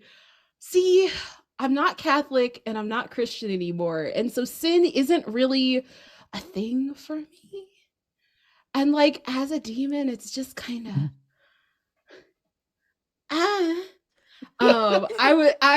let's see. Cuz I haven't been I guess let's see.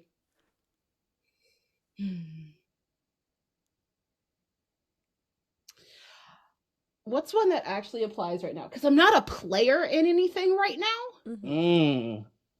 And that makes it a little bit harder.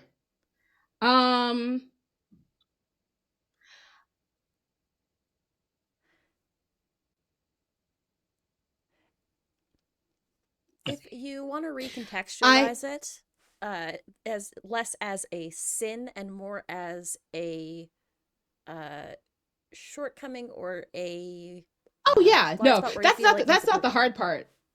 Oh, The thinking hard about- part is like I fastidiously trained myself out of the shit I would have said, or the shit that I would say applies when I'm a player, but I'm not a player in a game right now. That's Mm. fair. And so that makes it harder because it's like if I have a penance, I'm the kind of person who, if I get a penance, I'm actually going to do it. And I'm not going to try and like weasel my way out of it to do the bare minimum because Yeah. I pride myself on being an honest person who actually does the things I say I'm going to do. I feel And like I'm so, catching strays here.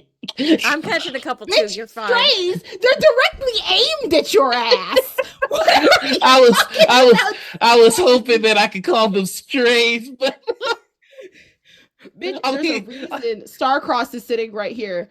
well, Oh, okay. Actually, here's one. You'll enjoy this. Uh there are definitely times where I get really like into like the gameplay and stuff, and I am sometimes guilty of missing the cue to like bring another person in mm. or to stop if it is a more subtle cue. Mm. Oh, that's a good one. That's a good one. Okay, let's see. You're saying you fail at subtlety? Never. Only occasionally. I frequently just don't employ it. Although I am really, as a GM though, and someone who does horror, I'm sometimes really like, I'm scary sometimes because I can be real subtle. I have the ability. It's just the desire that I'm Lack lacking. of inclination. Um. Yeah. Okay. Let's see. Let's a good penance. Anita, what do you got? I, I can't think of So one right now. to reiterate, picking up on other players' cues for when they could potentially want the spotlight is a pitfall of yours.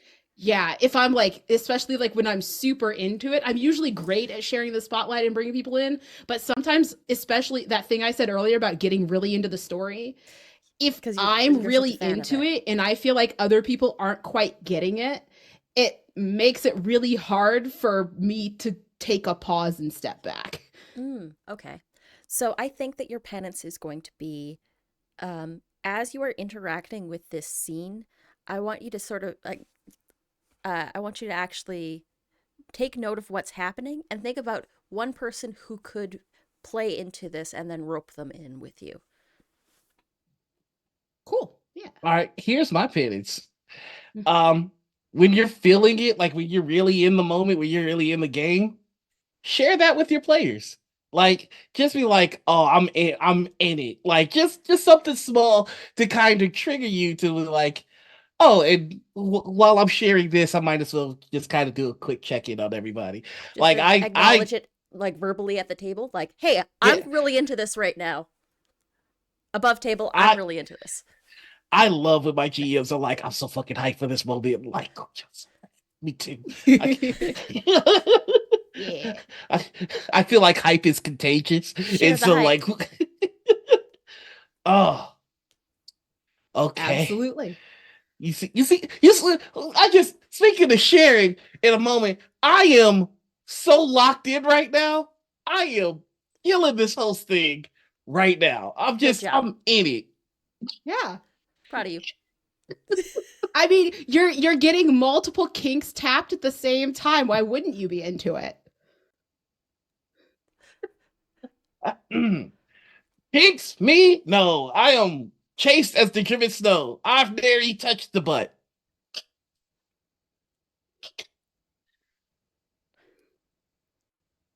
Anita, could you take us to the next segment, please? Yeah, absolutely. Denial. This is the TTRPG bucket list. Oh, that's a good one. Yeah. If there's an experience that you have not had yet at the table that you would like to have, like for example, you want to be the one to hold back a horde of enemies so that the rest of your party can escape, or if you want to have a wedding, Pirates of the Caribbean style, as as a ship is under assault, what is your TTR? What's on your TTRPG bucket list?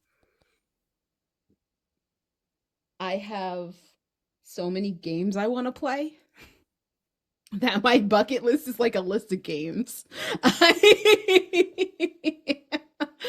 um yeah, I just want to play lots of games with people. Um yeah, I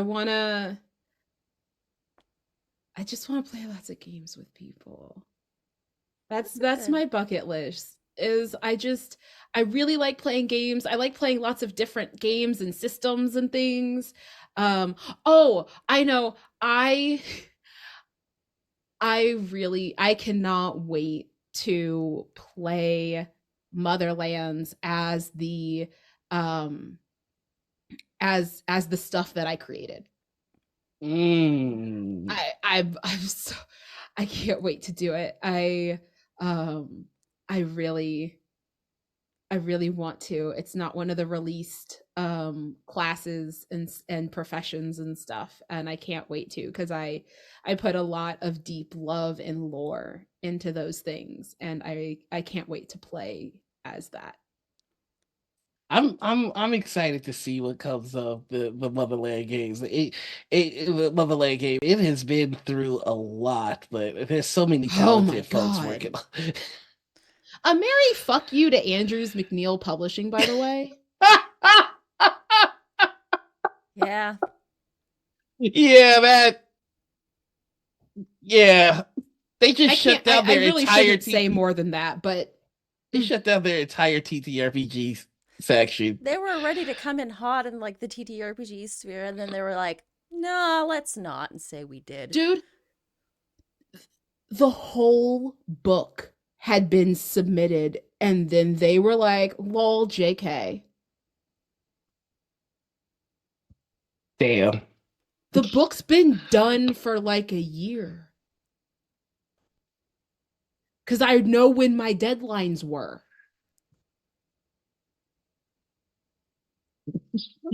I don't know what went on with that. I know a couple of other people that got fucked by Andrews McNeil on that one. Funny fact, I got a third interview for a job with them, and then I'm very glad that that did not end up happening, because I would have been fucked. Anyway. Jesus Christ. Yeah, we have our bucket list. Anita, do you have anything on your bucket list? Hmm. Oh, I want that good moment of heroic sacrifice. Yeah, it's a fun one. Yeah, I want to be like the one that's holding the gate as the rest of the party gets away. I want to be the one that's just be like, "No, I'll hold them off. You go and live for me." I want Sorry, that. I'm gonna I be want petty that. for just Go. about 3 minutes. 3 minutes? So you You want me want to set a that? timer? You want that? But when I did it, it's a problem. When I did it, it's Stucky didn't die. When I did it, it's you can't kill the character. Think about the representation. When I did it, Listen, the you said the internet part about the calls me a representation, bad not guy. me. Y'all call me a bad guy. You killed off a black Star Wars character.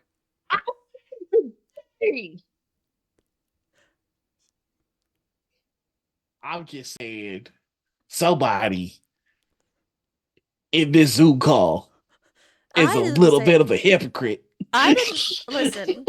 I love Stucky. Stucky lives. I mean, he's alive now, but like, Can't I got bullied. I got bullied by the internet. Hey, I had nothing to do with that was a different person on the internet that was telling you that you are one of the best representations of black characters in Star Wars that they'd seen, and it was a shame that you killed him off. I That got was what was said to shamed. you. I got shamed in the Not DMs. by me. Someone else said that to you. Somebody needs to let go a little bit. Shit. I was getting the Parasocial opposite Batman. of death threats in my DM. They were like, listen, that motherfucker's alive. And I'm like, what? Okay. Well, my petty is over. I've Okay. put it back in its box. What's on your bucket list? My bucket list? Yeah. Oh, okay.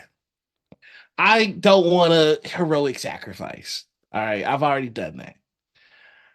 I do want a character to meet a worthy opponent. Mhm. I don't know, maybe like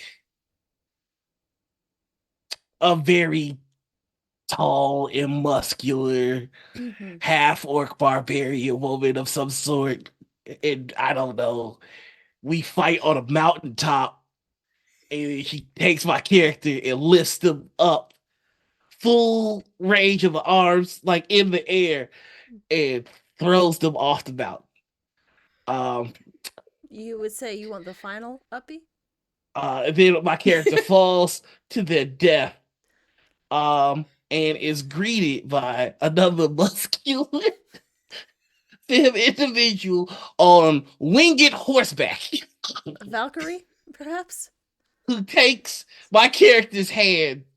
Only it's not the physical hand, but the soul hand, and heaves them with one arm onto the back of this winged horse and flies them to the afterlife of honored warriors for him to tell the tale for all time. That it would, if I had something on the bucket list, it'd probably be something like that. Something like that? You say that, but you won't play StarCross, Wow! says Marjotti. This chat is on my neck. But you like it there. You shut the fuck up. No, listen, that can't happen in StarCross. That's the only reason I can't play it. Can't it? Bitch, what? I don't know anything about StarCross. I'm just lying. Let's find out, shall we? About whether or not there are charged and adversarial possible endings to StarCross, because I have this nifty game I seem to have here. So in the game of StarCross, we've got a lead, and then we've also got a follow. That would be Noir. What's that then- supposed to mean? It means you a sub, bitch. I What you am. think it means? I am You a not a bottom. sub. You I a am- bottom. And a brat. A brat and a bottom. You know what? A brat would fight these allegations, but I'm not a brat, so I'm not gonna fight. I will just let y'all That be sounded wrong. real bratty right there. I would just let y'all be wrong. I'm not gonna do that because you said I would. Now I didn't, so I win. I'm gonna sit here, my rightness, my righteousness and rightness, and just let y'all be wrong. It's fine. So we have so in StarCross you have cards. There's an X card, but there's also all these scenes. So Mhm. there is in fact a disagreement becomes heated scene. There is a difficult choice scene, perhaps the choice to throw your lover to enemy off of a cliff. And then there is a parting ways, perhaps forever scene. I don't see any reason why this couldn't work at all. But what do I know? I just literally have the game sitting in front of me. Jordan Norris trying to buy a letter to get out of here.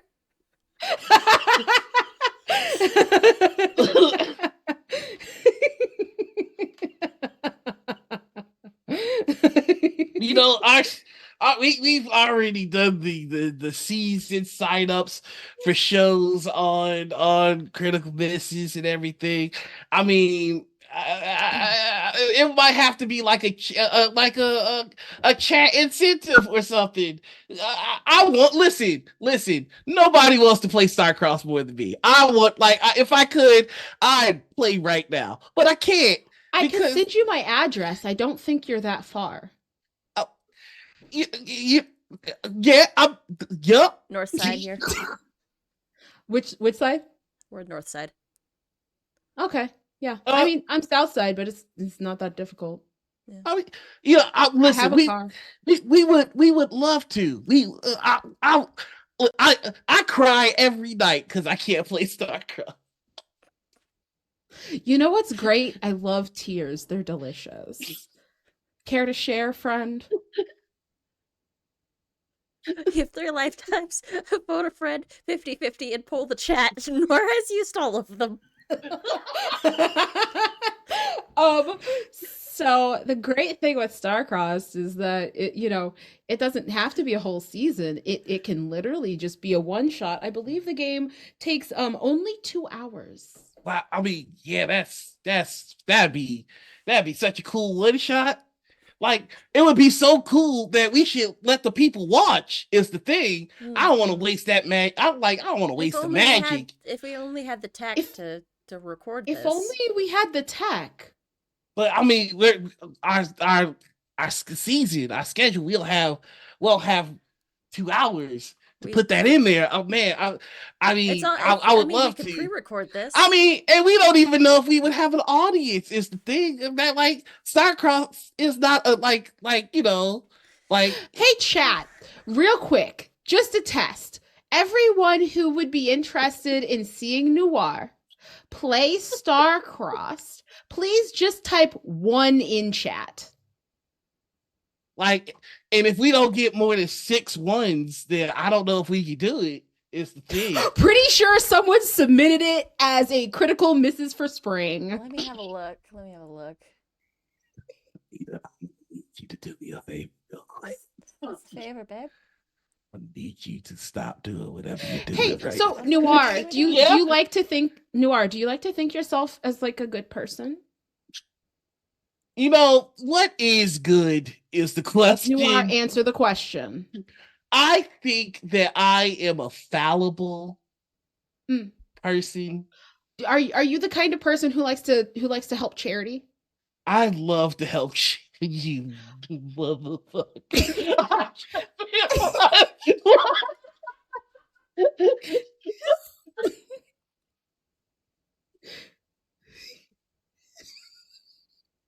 I heard the click as I answered. Like, oh no. Wow, it looks like there's only 3 ones in chat. It's the problem though. We gonna need at least 6. I mean, because if we're just playing for 3 people, we can't help charity that much. It's the thing. Well, so here's the thing: is we've got a couple options. The first option is that there's currently on itch.io a solo but not alone bundle that benefits Take This, of which I am an employee. Yes. And would help us continue to do our fabulous work, including some really cool upcoming research about Black devs and game players that I am hopefully looking to do and get funded. And so, we could do something to where the goal's 20K. Right now it's at let's see what it is right now. Right now it's at 61. We could do something where if we get to 10, we'll play and stream it. We could do something where if we hit the goal. The other option is there's a great friend in chat here who runs a charity weekend called Games for Change Charity Weekend on D&D Jordan Lee's channel that could absolutely be broadcast to plenty of people in order to raise money. The other option here is I have a Twitch channel and you have a Twitch channel and Anita has a Twitch channel, and Twitch lets you pick charities to raise money for. And we could also do it that way. Unless, of course, you are going to say that it would be too hard or that you're not interested in helping people. So, I love helping people. I'm all about help. You know what? If y'all can put together some way of knowing that anybody is interested in this, let's say more than 6 people. Let's say more than 10 people. 15 people. If you can show me that 15 people are interested in Anita, us, please post the tweet. All right. if you can show me that 25 people are interested, I will gladly. I'll do it in costume. I'll do. You know what? I'll go above and beyond. You know that. Someone that's clip me. it. Someone clip it, please. 25 people. You have 25 unique individuals. That's it. That's all I'm asking. I think that's reasonable. I think that is very reasonable. And I'm sure we can get that for you. Ampersand. No, you can keep raising. You can't keep raising the number. Number was 6. Nope, it's 25 people. That's the number. That's what we all settled on.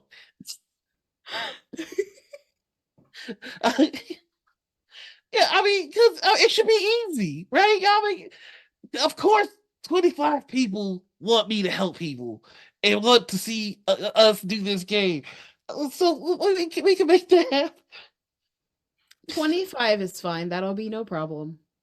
I don't like the confidence that you are speaking in, right? I feel like you know something that I do not know. What's really funny is that you really like the confidence in which I'm speaking. So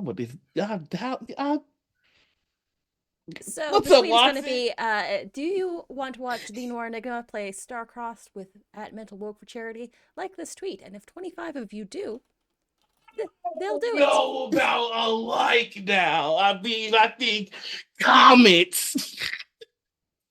Anybody can like a tweet, and there are so many bots on Twitter right now. So, I think, Noir, I have a question for you. yeah. What are you feeling right now in your body? What's going on for you?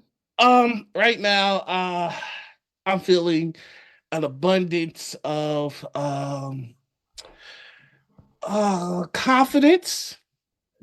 You know, I'm feeling real swaggy right now. Would you like to tell the truth, or do you want to keep bullshitting me? I would like to keep bullshitting if I could. By all means, continue to waste all of our time.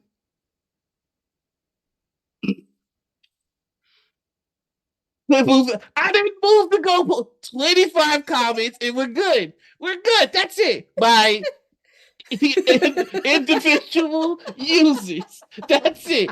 I'm feeling oppressed, right? That's what I'm feeling under siege. Oh, is the black queer disabled femme oppressing you? I can't win. No, you fucking can't win. I'll see you all in hell. I'll see you all in the deepest depths of hell. Don't you have some more questions for me? Yes, of course we do. Let me very kindly offer you this escape hatch because we're going to be playing Starcross, so we can continue this later.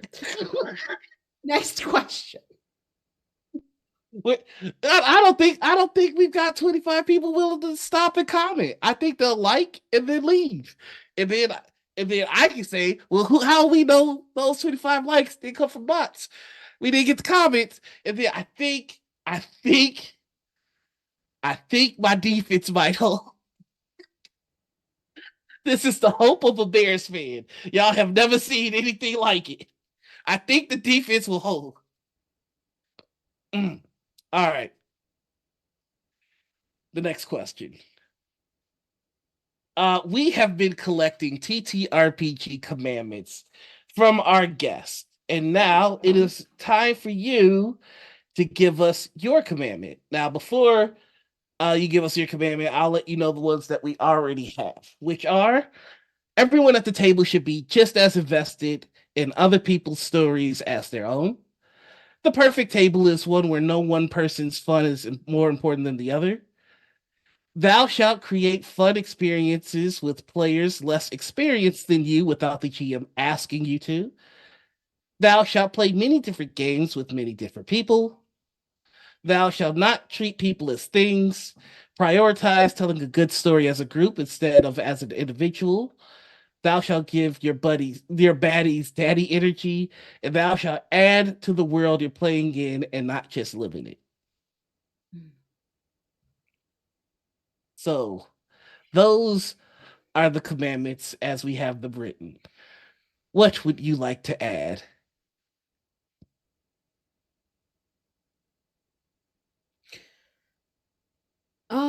Let's see. There's a lot of good ones already. How about thou shalt stay connected to their internal experience and communicate actively with the table. Ooh, I like that. Okay. Very nice.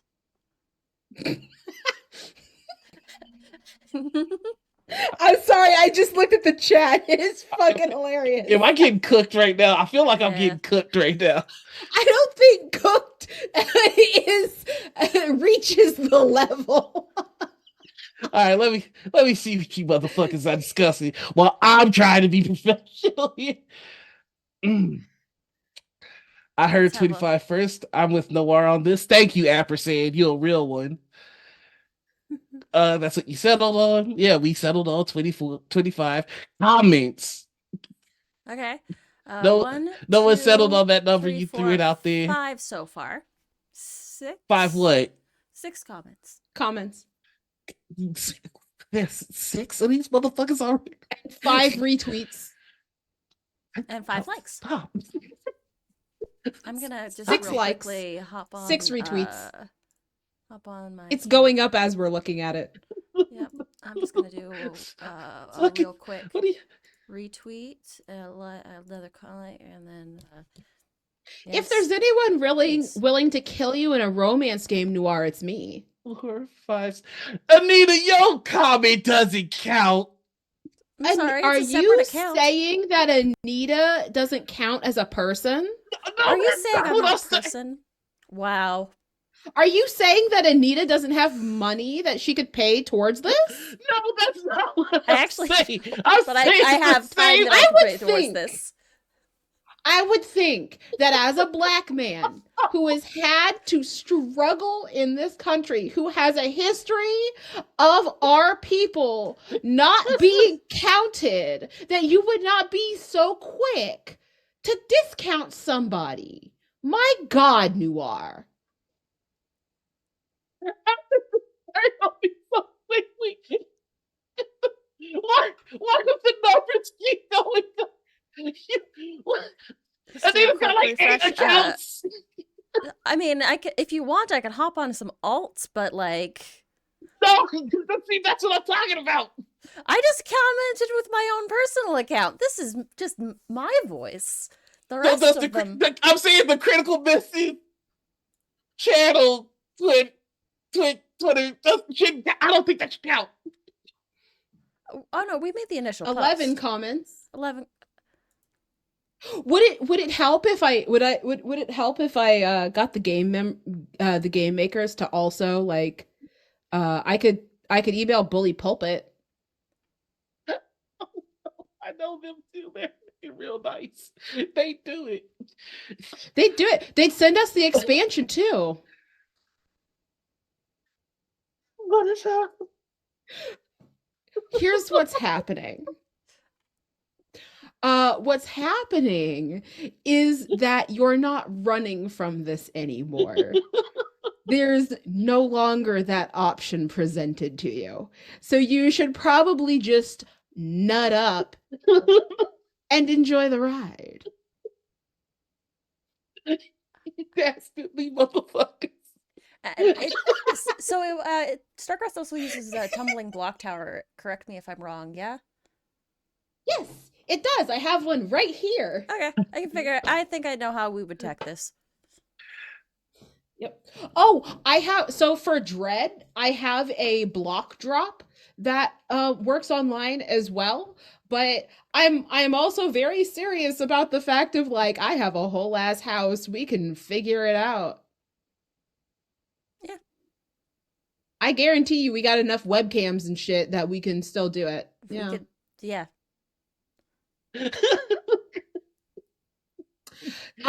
So yeah, Noir, you had another question. Yeah, I did, did I? Yeah. It was a good one too.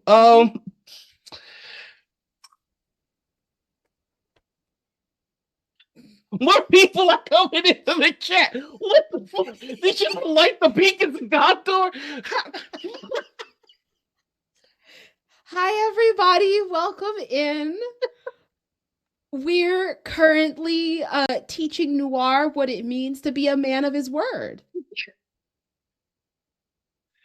I am a man of my word. I did my penances. I did all of them. Forehead smooch. Yeah, it counts. It counts. Y'all said smooch. I smooch. It was pretty platonic, I'll say. Listen, I'm Ace. It's okay. Like, this is also platonic. There can be heat with platonic. That's fine. I'm great with heat. I love heat. I'm heat all day. Can't nobody heat like I heat. Mm-hmm. 13. Hey Noir, what are your thoughts? Okay, so I have some questions. Since you're struggling, Noir, I have some Yes. questions for you. I'm an open book. You can ask me anything in the world. What are your feelings about hypnosis? I don't think it works. Okay. I've had somebody try to I've had two people try to hypnotize me. It didn't work. Okay. Feeling better now? I've been listen, I weeble wobble. I don't fall down, you know. I keep it locked in. I tried to help you.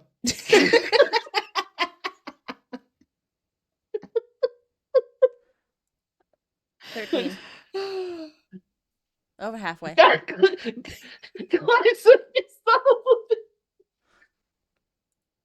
People coming out the woodworks to comment on this post. You motherfuckers. Oh, Glies is great. Yeah, I'm locked in. I'm so locked in. Here we go. Here's the next one. If you've been in the TTRPGs, nope. I don't think that's the. Yeah, Anita, Yeah, you, no, we can go there. That's Let's go. next. that's the right one. I knew it. players See, are- I knew it because I'm locked in because I'm a professional and I can't be shook. So if you've been in the TTRPG space, if you've been in the TTRPG space for long enough, you probably had the displeasure of playing with that guy. That guy has a veritable black hole fun at the table if they were thrown into a black hole. Unshakable. Let me let you compose yourself while my doorbell just rang. I'll be back in like 2 minutes. I'm Less just than 2 minutes. I'm in it for the bit. I'm here to make everybody laugh. That's all. I'm good. Dude sounds like Tip from a Tribe Called Quest. I'll take that compliment. All right. While they're gone, listen to me, chat. Listen, you no good, dirty, rotten motherfuckers. All right, we put out goddamn posts about morning ritual every fucking week, and I haven't seen 5 comics, let alone 25. You motherfuckers stepping it up now? Now? Listen to me. You actively Yeah, antagonize the chat on a daily basis to have them like talk with you. Like Also, who knows what I'll wear to that? Huh? What? Who knows what I will wear to that? I have a whole scale mail bra. If I'm gonna be playing a fighter barbarian who's gonna throw you over my head, why not look the part? If you've been in the TTRPG space for long enough, you probably have to this pleasure playing with the bad guy. The bad guy is a veritable black hole of fun at the table. Someone that, if they were thrown into the sun, your experience at the table would increase tenfold. So, I have to ask you: have you encountered the Vec? Yeah, but more. So the story I'm going to tell is of the first group I ever played with, and it's actually a that girl. And so as I said, my first ever TTRPG was Dark Heresy. And this absolute black hole of fun uh had feelings about my character, which she didn't ever say anything to me about, never asked me anything about the character or why I was playing it, or clue me into her not liking it or me or whatever the fuck was going on. Instead, what she did is turns out she kept a blog where she posted about the games and about how much of a Mary Sue she considered me to be. Jesus. How did you find out about this? Because I mean, we all went to U Chicago. We're smart people. That's fair. Not hard to find shit. And also, like, our friends are in the group, and also she talked about it with people. It wasn't hard for me to overhear at one point and then be like, huh, and go find it. That's trifling as shit. Yeah, it is. And also, before anyone asks, you know damn well she was.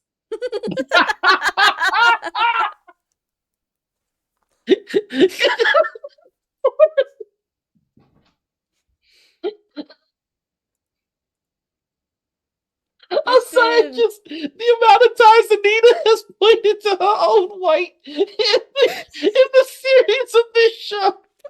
It always throws me for a loop. That is fucked up. 15 comments, 14 retweets. Actually, it's 14 comments because I don't think that the channel's own comment should count. Okay, so you're we're right. At 14. My comment to myself. Thank you. That's all I was saying. But I was saying, Anita. Hi, Sin. Yes, we are on shenanigans. Welcome. Please shit. comment Sin's on the in the can of fuck.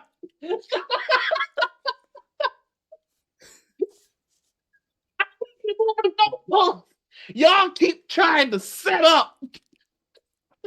I can't even. You are? Do you have a that guy story? Oh, I'm trying to think if I have one that I haven't told here already.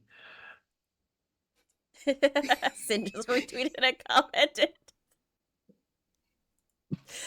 Yeah. God damn it, Sin. Do I have a bad guy story? I do. Okay, I gotta be okay.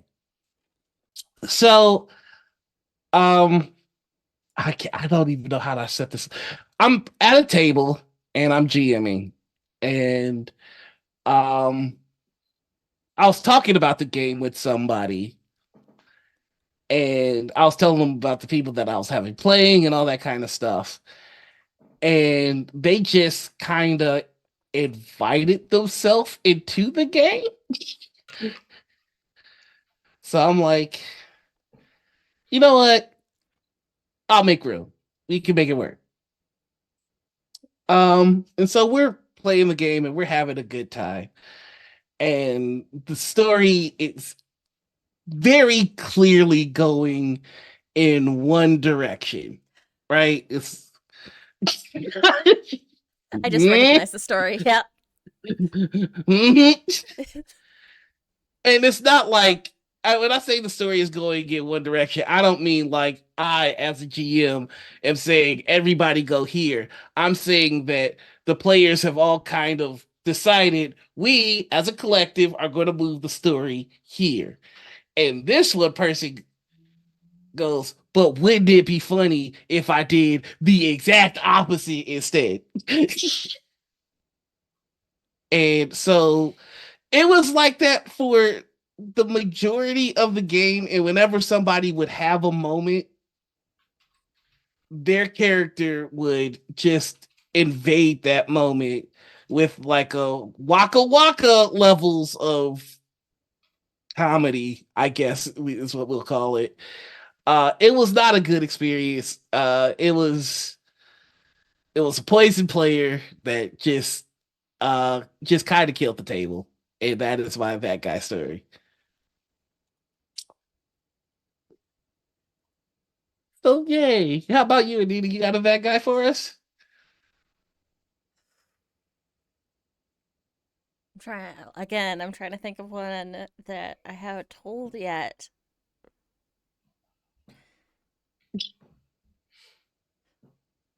I'm sorry, I'm just peeping chat. And chat's just like, oh, that shit didn't count? All right, fuck you then. I'm gonna put it in my Discord. I'll put up a fucking signal and then I ask for engagement.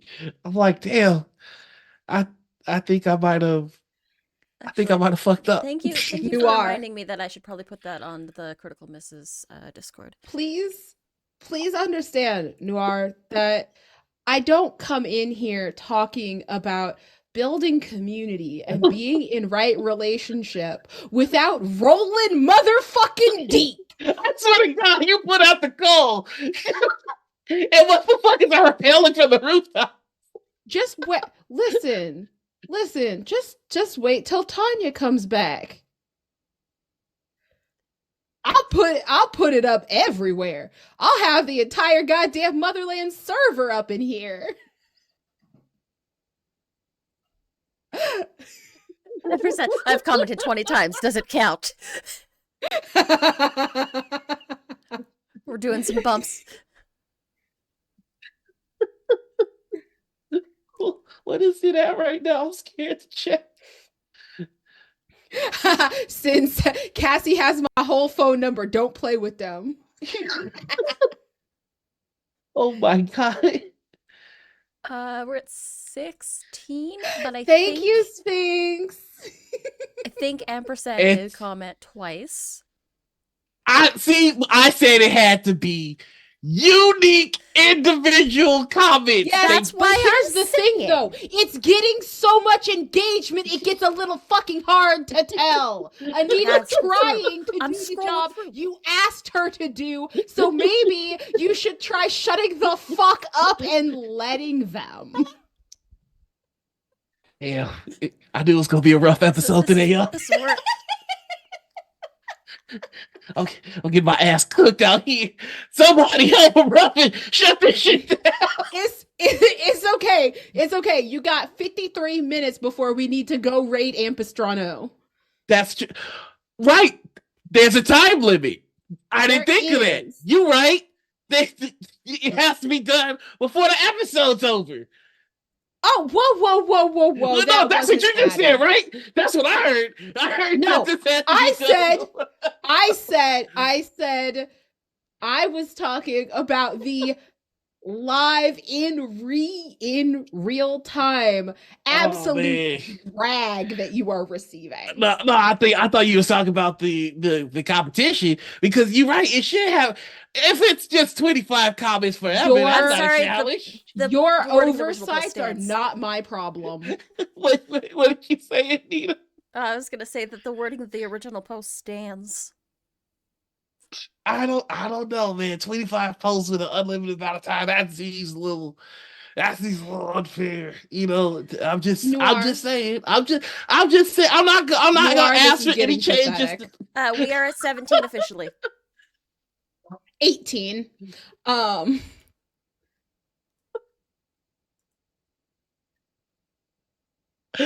Low key, I do love that y'all are rolling so hard. Also, for those who don't know me, I stream now. So this kind of chaos you can catch on my channel. Please. Because I also I'm playing Validate and I also drag those characters for filth too. Please follow me on all the things. This is listen, I've interviewed a lot of people on this show, and nobody's put me under pressure like this. I am under pressure. Oh,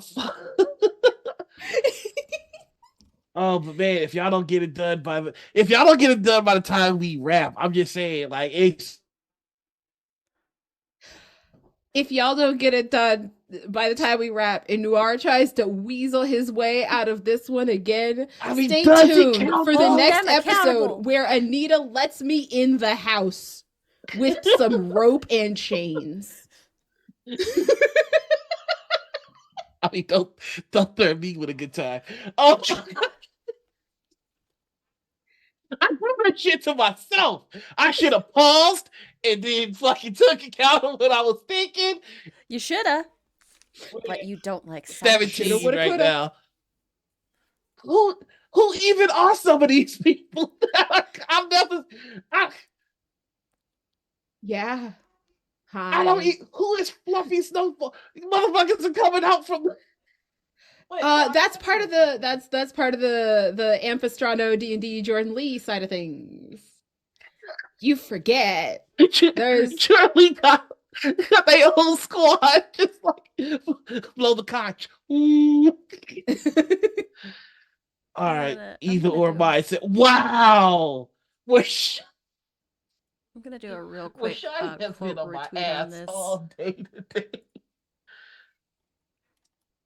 Okay. All right. Well, that was the That Guy segment. So that leaves us with one more segment. So I guess y'all got a little bit more time, but I mean, if there's no time limit. 2 more. Technically. 2 more. Yeah. What's the 2? Comfort blanket players. Community spotlight. And Oh yeah, fuck! I always forget that one. Okay. Well, you go ahead and explain the comfort player while I will see if I can set up some sort of defense. Immediately blurs. If you're playing at a table and you're not quite sure about the people that are at it, but there is one person at the table that you know well enough that you could be like, doesn't matter what happens, I'm gonna have a good time because you're here. That is a comfort blanket player. Who would you say are your comfort blanket players? So I am very lucky to have mostly comfort blanket players in at this point in my life. And so like we'll go with the offline people first. So my group, my game group is definitely comfort blanket players. So Nora, Morgan, and Jess. And then for the more online folks, D&D Jordan Lee, Sinziak, Nordine Ali, also known as Werewolf Fields. I love Nordine. Such an amazing person to play games with. Mm-hmm. Just amazing. Yeah. I'm forgetting people, but that's who's popping up right this moment, partially because I just messaged some of them, partially because they're in chat. So yeah, but I'll stick there for my comfort blanket players.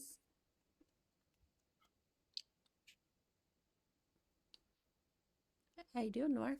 I mean, we're actually only at 15 if you do the math. I'm just saying. Oh my God. Oh, never mind. I forgot to.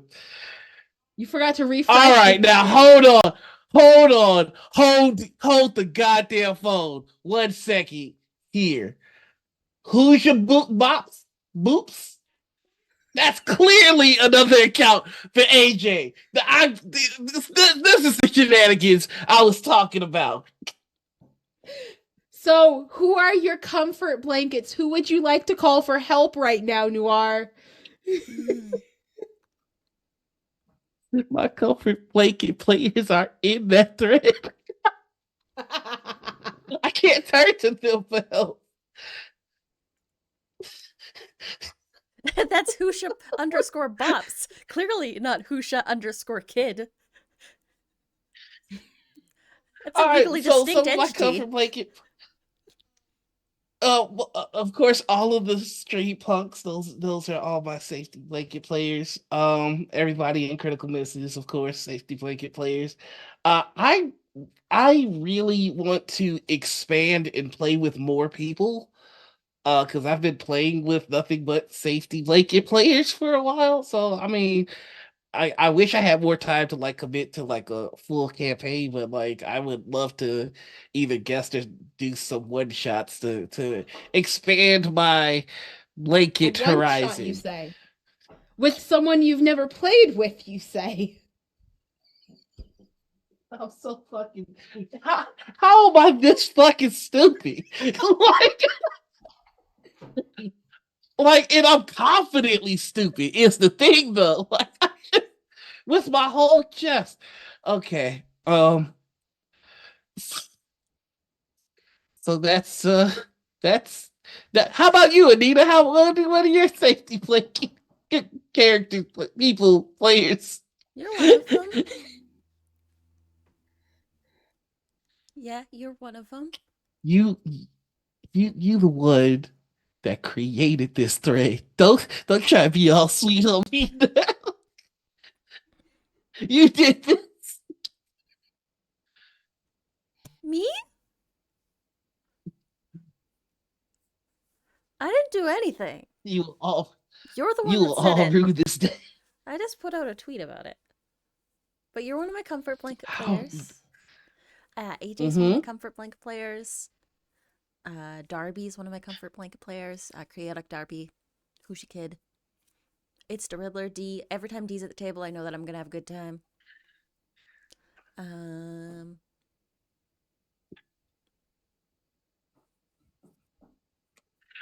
was just surely. I made an enemy I made an enemy for life. I'm just playing with Anita. I'm so sorry. Not you blaming Anita. You got me feeling actually. Doesn't matter. You got me actually feeling bad, man. I'm just teasing. You're fine. I'm not pressed about it. Misogyny I is didn't strong say in Anita here. doesn't count as a person. I'm coming home to Chicago. Well, I mean, we welcome that. We need more folks Wait, here in how we get Chicago. Jordan back here? I just have to keep being an asshole. Okay, well. I'm doing a quick count. So we got 1, 2, 3, 4, 5, 6, 7, 8, 9, 10, 11, 12, 13, 14. I'm not counting Husha buffs because that's it. 15, 16, 17, 18, 19, 20. We're at 20. We need 5 more. Yep, and we're running out of show, y'all. So, you know, I mean, it'll still count, I guess. But, like, will it, though? Like, you know. It will. Will it, though? This is bullshit. Bops is not me. Technically, we're at 23. Or 22. But we're actually at 20. Wait. Oh, no, there's a knife. Noir. It's a pretty knife, I know, I saw. And I already know you know how to stab, so I'm like, let's fucking go. That's what I'm talking about. Give me that hot Julius Caesar treatment. You know what's funny? I have indeed spanked people with my sword before.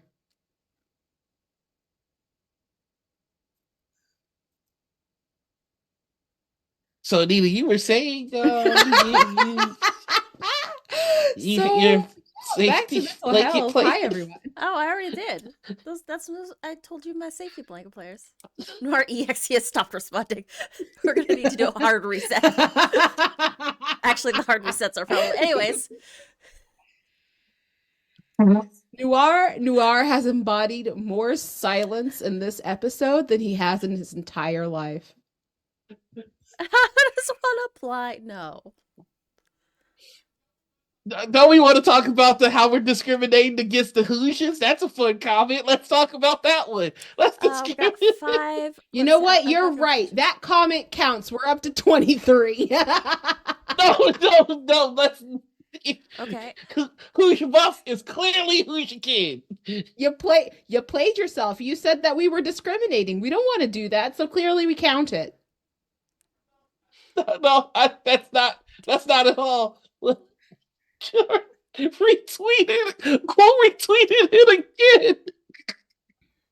All right, so looks like we're wrapping up, folks. So I'm here because of more shoddy, but this sounds interesting. I want to see this. Comment from random person. Who the fuck are these people?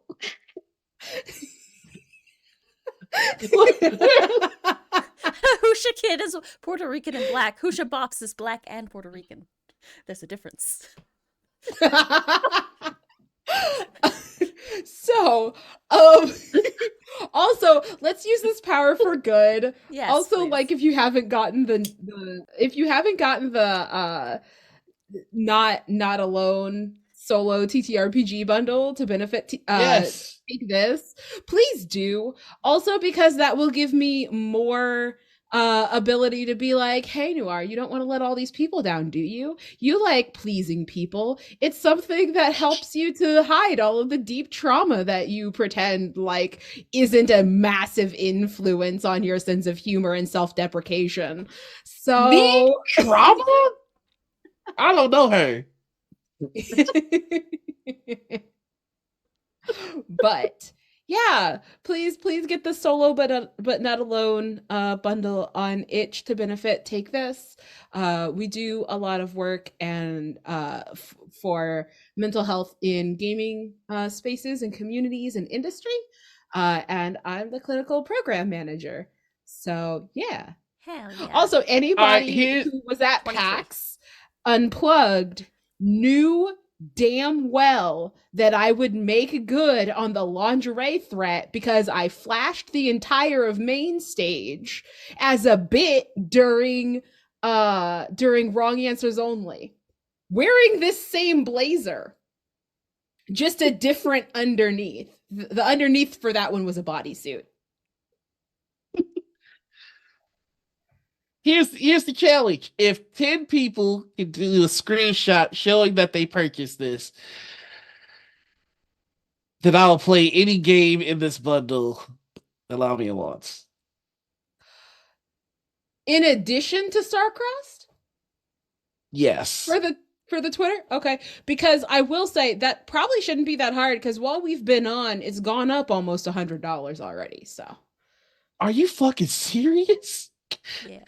Yes. I keep underestimating your fucking community. Let's make it 25 screenshots, 25 comments. So here's the other thing. Do you remember that thing when I said I do a lot of shit? My community also comprises a bunch of people you'll never see because it's also a bunch of mental health professionals and people like in the background. Cause like they came in here like SEAL Team 6. Okay, so Noir, you're not alone. Let's talk about what I did in Illinois last year. I changed how licensure in this state works last year. What the fuck is going on? I am so like on the list of people that you want to play fuck around and find out with, I should not be one. Oh no, your audio desynced again. 10, 11, 12. Uh-oh. Noir's audio's trying to save him. Noir's entire rig is crashing. Am I still out of sync? Yeah, real yeah, bad. Yeah, you're pretty bad. Well, looks like we gotta look here. Here's what I'll do. Y'all don't need to see my face. Oh, we got one bundle picture. It's Tweet it at it's Critical all Misses. blurry, kid. Nice. There it is. I'm doing my part. I'm doing my part. Hey, That's all they need to see. Didn't we just hit 25? Isn't that 25? I don't think so. Okay, so I'm gonna do the official count because there's a couple tweets that don't count because they're What? done by the same person. They are unique accounts, yes, but Oh, the same person. okay. So Yeah. we've got 1, 2, 3, 4, 5, 6, 7, Uh-huh. 8, 9, 10, 11, 12, 13, 14, 15, 16, 17, 18, 19, 20, 21, 22. We're at 23. Got 2 more. And it looks like we're out of time too. Yikes. Oh, Well, no. that's We got a solid we definitely have another solid like 30 minutes. Yeah. And you God, haven't I'm getting asked me all the screen. questions yet. Yeah. Check the book. Anita, did I miss any questions? Roger, no. That guy. Yes. 5 people. Petty Primetime. God Emperor. Mm-hmm. Uh-huh. Player signature booth. Oh shit, there is a question I missed. Yep. You also, Noir, you haven't even asked me about like Black Liberation Play Day. Yeah. Let's talk a little bit about that. Tell us a little bit about what Black Liberation Play Day is. Awesome. Y'all conniving motherfucker. All right, yes. What? You don't want to celebrate Black devs and games for liberation? Why not, Noir? That's all I want to do. That's all I want to do ever. Okay, we got a screenshot from a lurker in chat. Thank you for that lurk. Enjoy your lurk, and thank you for that purchase. Where are these people coming from? Out of the woodwork. How did you get in my house? I want waffle fries. So, yes. So good of you to ask about Black Liberation Play Day, which is in Chicago. So if you are a Black person in Chicago, such as like, I don't know, Noir, you could like swing by and play games and get free food.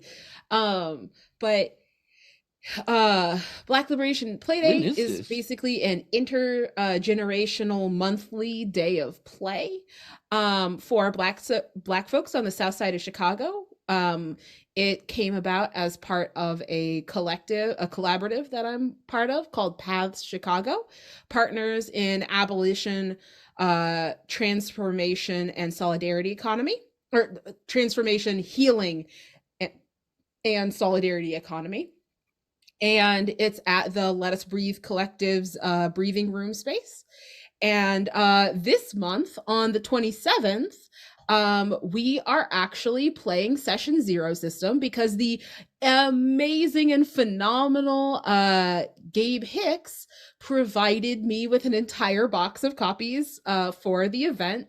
So we're going to be playing Session Zero System. For the younger kids, we have some other really cool character making and building games and crafts and things like that. You don't have to be a younger kid, but you know, Session Zero is a little high end for that. And then I will also have a copy of the Kids Guide to TTRPGs, also by Gabe Hicks, because that's who's being highlighted. Because the project also, I do my best to, whenever I am curating the games and materials that we're using, to focus on Black game developers.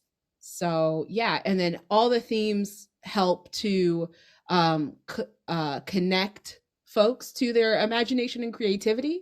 So we're now nearing the end of the funding that we have. And I've been working with a documentarian as well. So we'll be able to document how things went and hopefully get funding to continue it in the future. But hell yeah, how long have you been doing this? So I started in the first one was July in 2023, and we did a ice cream social with Justice Cream, which is a vegan social justice ice cream maker here in the city that has some of the best ice cream, like hands down, not just vegan ice cream, some of the best ice cream I've ever had in my life. And are just dope people. And we did water games with Super Soakers and Nerf products because the creator of Super Soaker is, in fact, a black man. Yep. Yeah. Okay. Okay. Is it the same time every month, or does it move Yep. around each month? Yeah. Every month, it is the last Saturday of the month at from 1 p.m. to 4 p.m. And so always the same time, always yeah, always same time, always same place. And then also to cut down on allergy issues and everything, all the food is vegan. It is also bought from a local black business. The Black Vegan is where I get all the food from. Oh yeah. That's awesome. So yeah, You, Black I have to be Initiative. honest. I haven't tried too much in the way of vegan food myself, so I'm excited for that. Oh yeah, no, it's vegan soul food. So it's like uh jackfruit barbecue sliders and like mac and cheese and collard Oh. greens and stuff. Yeah. So I'm kind of curious. Where would you like to see this go in the future? Like, if let's say you had an angel investor, like, how would you like to expand this? I want my own space. Like I want a whole community space that we can build out with like not just board games but also video games so that parents can relearn how to play with their kids and like understand and be media literate with video games so that they know what's happening and how to help their kids not fall prey to extremism and hate on online and particularly in video games, and also so that we can offer services out of the space as well. And so like if I had an angel investor, I'd be like, please buy me a building and pay for a staff so that this can be a like not just a monthly thing but a regular community built and run space on the south side so that there's actually shit to do here that is, you know, appropriate for any age, and that folks can, you know, take pride in and be able to be like, yeah, what do you want to do on Friday, and not have to drive to the north side or to the loop. Okay. All right. So, another question is, how do you go about deciding what games to feature each month? Yeah, so I created themes. And it's using those themes. So obviously this is games as liberation, and that's always been the project, right? Of I use games in therapy to help people reconnect with themselves and understand their internal parts and the ways that they may be fighting themselves unconsciously and stuff like that. And so I already knew like games are really powerful. Games have been powerful for me. Games have been really powerful for most of the people in my life that I know. So I know this, but there's also such a deep policing of joy and play for black folks that like, you know, I think most of us have heard the like, oh, the game like TTRPGs, that's white shit, and it's like, no, it's really not.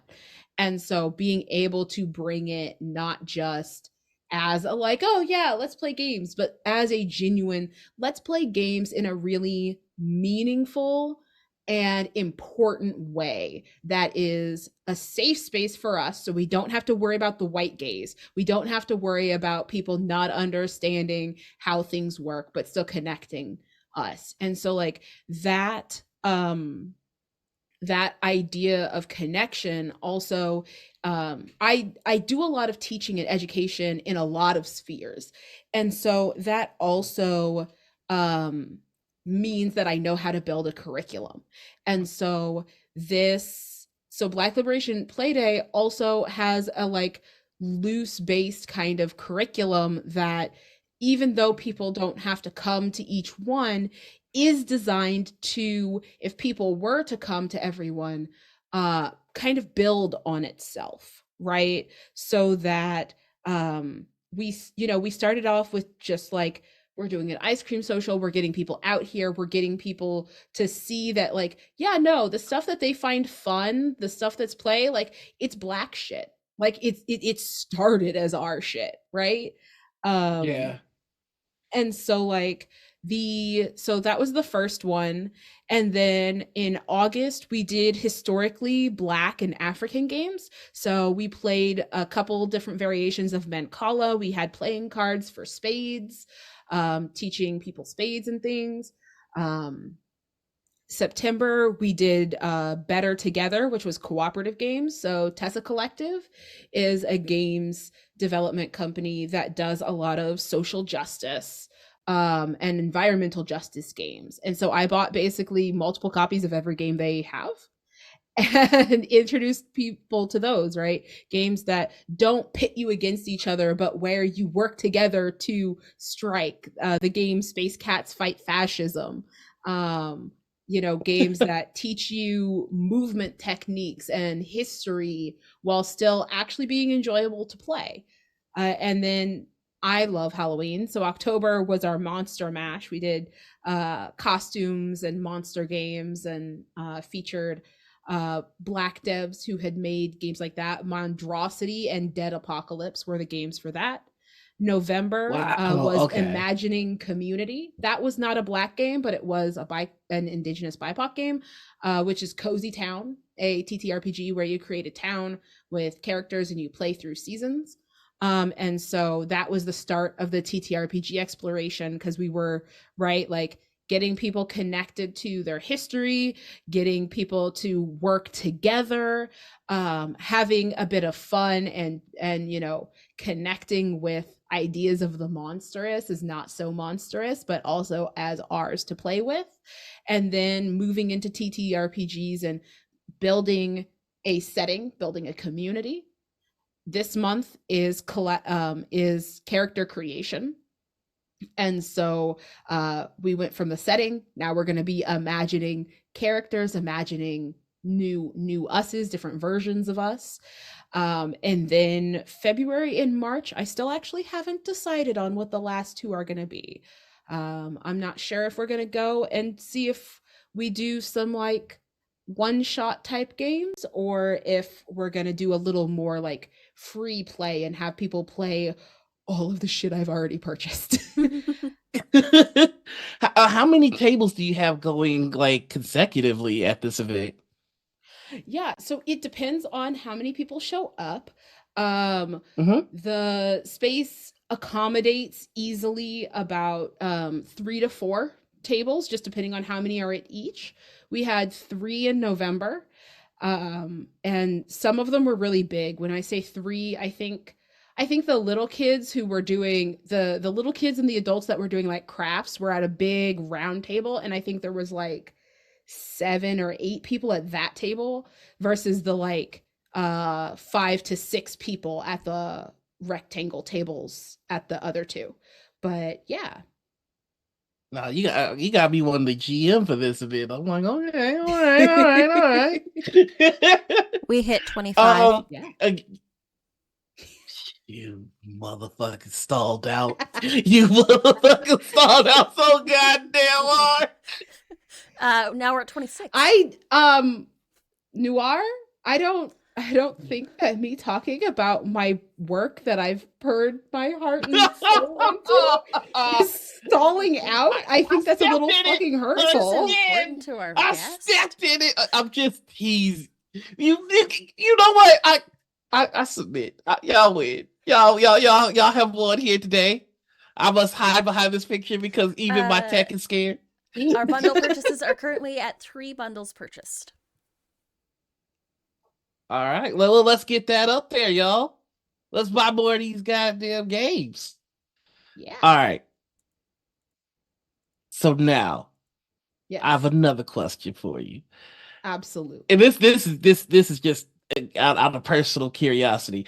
What are the guidelines that you think of when it comes to selecting a game? Like, what is a game that you're like, we'll never feature this? Um,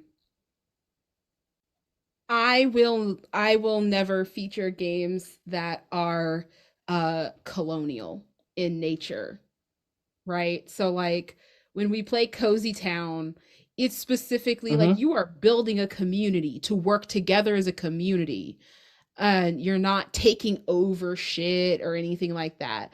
When we play Monstrosity, right? It's like a monster Pictionary essentially, right?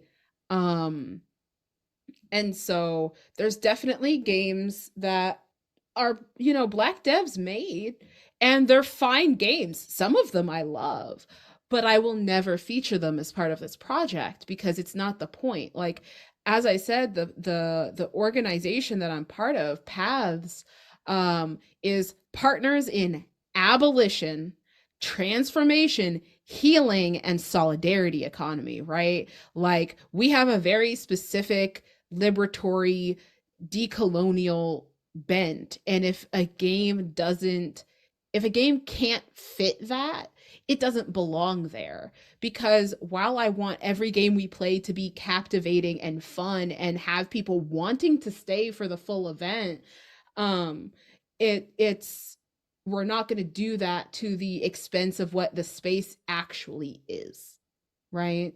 And Right. that is a space where people can connect to each other, can reconnect with community and themselves. I do Masks are required and they are provided. So we have quality masks for every single age group. Include I have masks for little toddlers. They're like this fucking big for like a baby, and they're cute. They have That's little duckies and adorable. clouds on them. Um, and then I purchased HEPA filters for the space. So the indoor space is consistently, constantly HEPA filtered, um, for the air quality as well. Like, it's about community, it's about caring about people from top to bottom, from requiring masks to providing food and water and drink to the games I choose. And so if a game doesn't fit that, it doesn't, I'll never bring it in. Okay. I, I'm kind of curious on your thoughts about certain, like, what would you say in terms of, you were talking about never wanting to have any system that was colonial or in I'm wondering, like, to you, what are some of the systems that fall prey to that more severely than others? So as far as like TTRPG systems, because these are a lot Yeah. of board games at this point, but for TTRPG systems, like D&D will never be played in this space. It won't. Yeah, that makes sense. It's it's like I I fucking love Dark Heresy and Rogue Trader and stuff that will never ever be seen in this space or this games library, because the other part of this project is finding a way to all of these games, all these copies of these games that I now have in this library, is to make sure that they remain accessible by the community as a like games lending library, so that families who don't have $35 to spend on Monstrosity plus all the expansions and stuff, it's more than 35 but whatever, uh can retain access and can rent the game. I'm still working on how to do that and where to do that because I don't have a stable space. But like Hmm. that's part of the, like, if I had an angel investor and had a space, part of that space would be like, you can come rent the games, take them home. People will be like, well, what if people take them? Good, they must have really liked it. I I think that's an aspect of community that is the most and it's the most difficult for people to wrap their head around, which is like, if somebody takes something, usually we react in anger and rage, and Mm-hmm. that response of good, they must have liked it, that is antithetical of everything that we're taught in this Mm-hmm. capitalist system. That's because reminds. here No, go at the ahead. end of the day, at the end of the day, when we're taught that people are property, when people take property, then it feels like they're taking people. Mm, Hmm. damn. Reminds me of a story that Shel Yeah, Silverstein we told about how he got a fan letter from this little kid and sent a drawing, a customized drawing to this child, and then later got another message from the kid's mother saying that he loved the drawing so much that he ate it. And Shel Silverstein thought that that was the ultimate compliment of his work, is that this little boy loved this drawing so incredibly much that he just ate it. That's fucking adorable. See, it's like, I will never do anything that tops this. A child loved what I made so much that he had to consume it forever. It will never exist Yeah. again.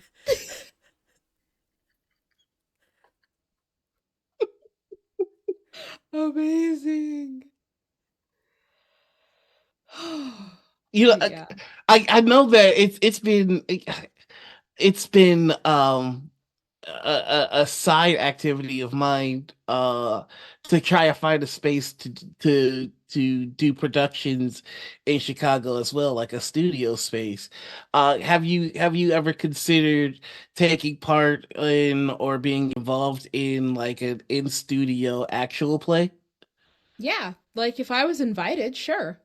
That'd be great. I'm a theater kid. Like if if anybody hasn't been able to tell, I enjoy attention. No. You It just don't occurred to me I say. should have had this picture up. The I should entire I should have time. had this picture idea up. I can actually function as my shield.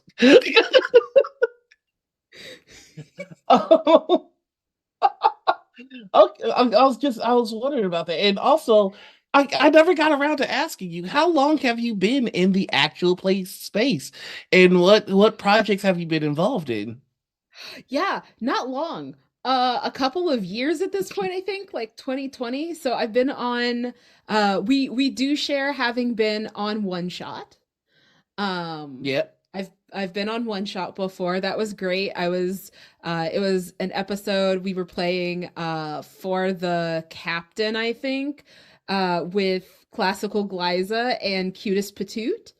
Um and I've been I GM'd for the first time on stream last year, I think, or year before that.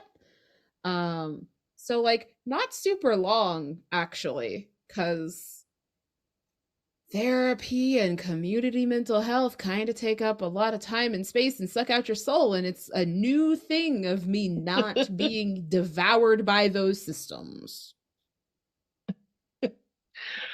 Is there any advice you would give to yourself at the beginning of this journey, with the experience that you have now?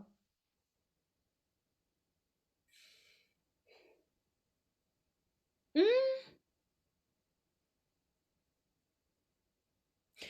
I would uh honestly, I would probably just tell myself not to kid myself that you're gonna fucking end up streaming. I resisted for so long. I resisted for so long. It was so fucking futile.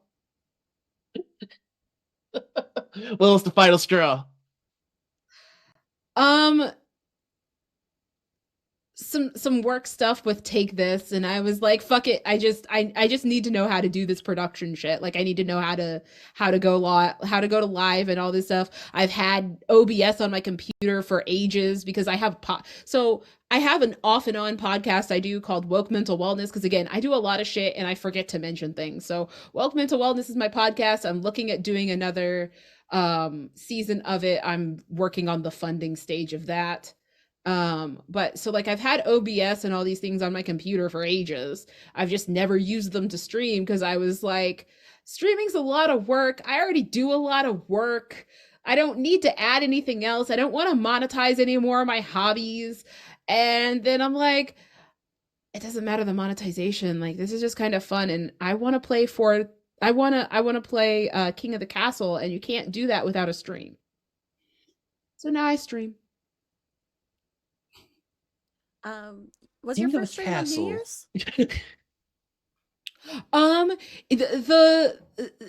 It was, I did a couple before that, but that was the first, like, yep, I'm streaming. Come say hi. You all win. Fuck you. Come support this monster you've made. Nora, you had a question? Oh my god. No, I just looked at the solo but not alone jump up by like $200. Yeah, Oh my Yeah. god. you sure did. Yeah. Y'all It was are it was at y'all are 60. wild. It was at like 61.40 when we started. It's at 63.20 now. So I guess we're playing You two got the games community. together, friend. New friends. Yep. I love making new friends. I have been defeated, and you know what? It was a pretty good time. All right, you should ask me the last question because we've That's only got true. 10 minutes. Yeah. The last question is the community spotlight. If there's someone that you think deserves a little bit more shine in this space, shout them out and let us know. Let us know where to find them. I'm so Yeah. glad y'all couldn't see how hard my brain blanked out when you was like, ask the last question. I was like, I got you. I love how you think we need a visual of you to know that. I got you. Don't worry about it. Yep. See, My picture, look how confident I am in it. you know what's actually really funny is if I read that face on the picture, it doesn't read as confidence. It reads as actually being either kind of paranoid and looking out for your surroundings and doing a constant scan, or it looks uncomfortable with the way that the smile feels a little forced and the eyes slightly off center, like you're looking over here at something that you don't necessarily like. Okay. Then how about this one? So Huh? community, What do you got to say about that? I have to say that this is definitely the picture of someone who enjoys utilizing class clowning as a trauma coping strategy. So I cannot. Okay, it's been damn near 4 hours, and I don't know how else to express to you. You cannot win. I am I good. know. I'm enjoying my attempts though. Okay, so community spotlight. So I definitely, so some of these people are gonna be people that you know, some of these people are completely offline and you're not gonna fucking know them.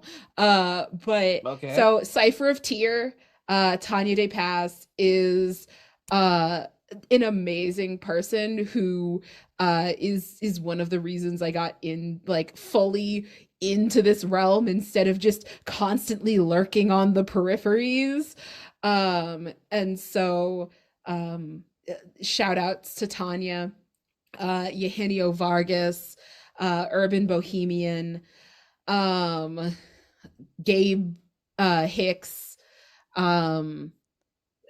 So yeah, the Motherlands folks. So I mentioned them earlier, but I'm gonna as my blanket players, my comfort blanket players. But like, I cannot, like, Sinziak Beta and Werewolf Fields are two of my nearest, dearest, most beautiful friendships that I have made in this space, and I always endlessly love, whether we're just chatting and shooting the shit, whether we're playing games, whether we're talking philosophy and society and things. it's always just so comforting and such an amazing time. I adore them. D&D Jordan Lee is someone who I have grown really close to and have enjoyed chatting with and getting to know and co-working with, and has been great as well. I Nomadic We is love great. Gnome. Nomadic and Eris Savad are Yeah. amazing, and they are friends. They've moved to Chicago, so now we get to hang out. We went to Mitsuwa last weekend. It was great. They're great friends to hang out with. There's some Emrys is one of the folks who helps to run the historically black dice Discord, which is a all black TTRPG space that's amazing, and was at PAX and did a panel with me. Farron Fairbear is also just another dope black queer who's great fun to be around. I have so many people and I feel so bad because like I made a list and now I'm like forgetting people. Oh yeah, the Dr. B and folks that Take This, because it's been great working with them. And even though Take This is a predominantly white organization, like there are a lot of real ones. Leah Odom, who does stuff with PAX, is just an amazing breath of fresh air to work with and to chat with. My game group, I mentioned earlier, but Morgan, Jess, and Nora are dope as hell. Yeah, God. Ambrose is a great creator, and I'm blanking on Ambrose's channel. Fuck. Oh, Other Cider Studios. There we go. Ambrose over at Other Cider Studios, a great artist, amazing person to chat with. Yeah, I honestly could. Ominous has been so much fun. Helped with some ideas of games for Black Liberation Playday. So that's also been dope. Harpreet Mala is another mental health professional in the gaming and nerd space who is become a fast friend and super amazing to talk with. I mentioned them earlier. Classical Glyza and Cutest Patoot are just, oh god, they're so fucking funny. We did like 1 or 2 episodes of a podcast together that we never got back to, but always a fucking hysterical time full of ideas and half-baked podcasts that we will never fucking record. Oh yeah, Super Dylan, also Love Dylan. amazing people. Oh, yeah. I cannot wait to play Let These Mermaids Touch Your Dick with Super Dylan the next time we see each other.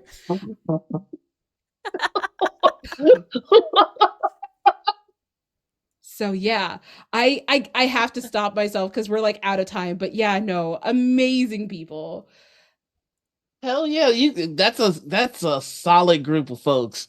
And I'm just happy about how many Chicagoans I heard in there. Also, holy shit, thank you for that donation to Black Liberation Playday. Fuck yeah. Hell yeah. Wait, what happened here? Somebody in chat donated to Black Liberation Playday. Hell yeah. That's what's up. Yeah. Man, yeah, you really activated the crew today. But it's what I do. As is tradition, I have to let you know that this will not be your last time here. I have to bully you back. Oh, I know. We have to play come Starcrossed. You did agree? Yeah, I forgot about that. We're actually at 29, and one of the solo TTRPGs. Solo. Yep. Yeah. Mm-hmm. Oh man, I got work this episode. Yeah, you did. Hey, I'm what? I ain't hear no bell. What'd Bells you are ringing say? since this stream started.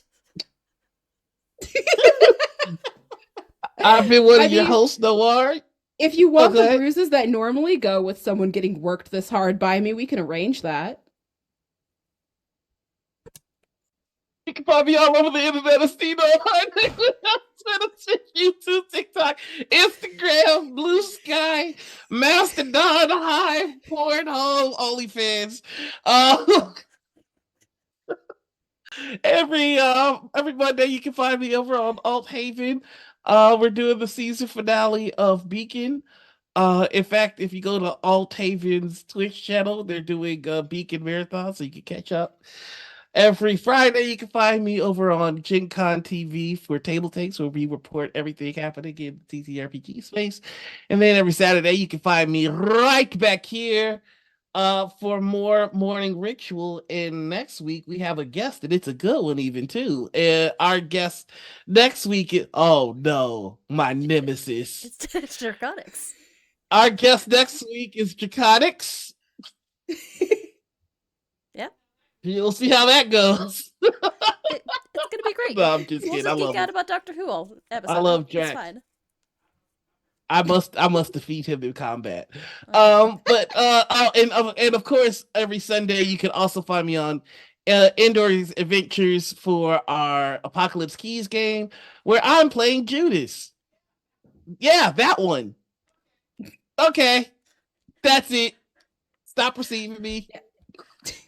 I'm your other host, Anita. You can find me everywhere at Panita. I'm also the channel runner for Critical Misses.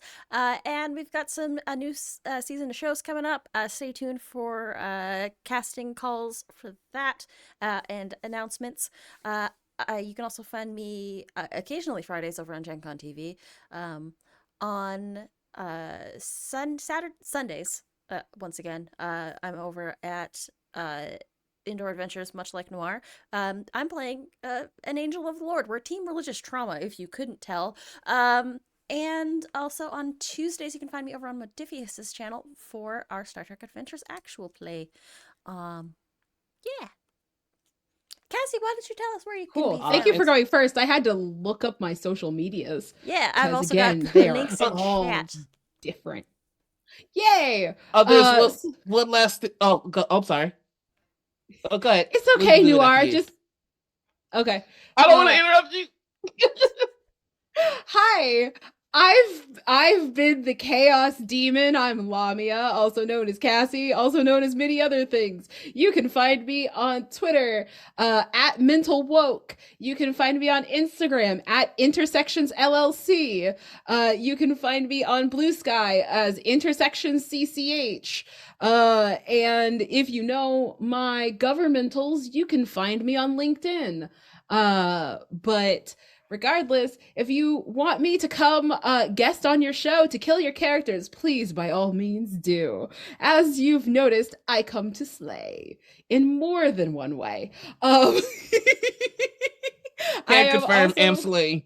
Yeah, I do Black Liberation Playday in Chicago.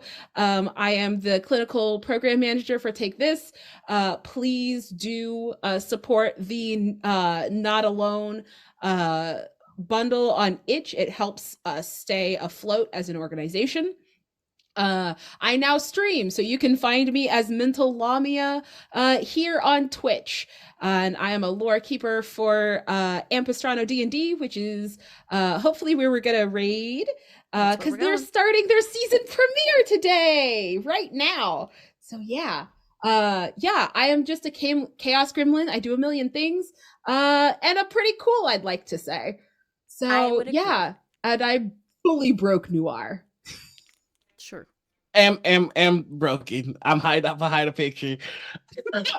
If you enjoyed this episode and any other episode, please consider joining our Patreon. You can see what guests we have coming up for the next month and a half, actually. And if you partner with us, you can go ahead and submit questions that we will ask our guests. Which reminds me, there is a question from our Patreon that I should probably ask Cassie. Sphinx would like to know, how are you so cool?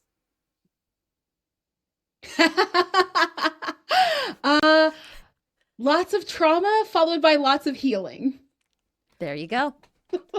All right. We're going to head on a raid. Mainly the healing part. Yeah, that's true. It's that introspection. I was going to say, I got half of that one.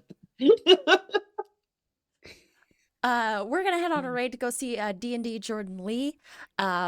Once again, thank you all so much for joining us today, and thanks for coming to chat with us today. We are gonna head over there. Thanks for having me. Until next time, everyone. The ritual has concluded. Bye. Where's the button? Bye. Treacherous bastards. Bye.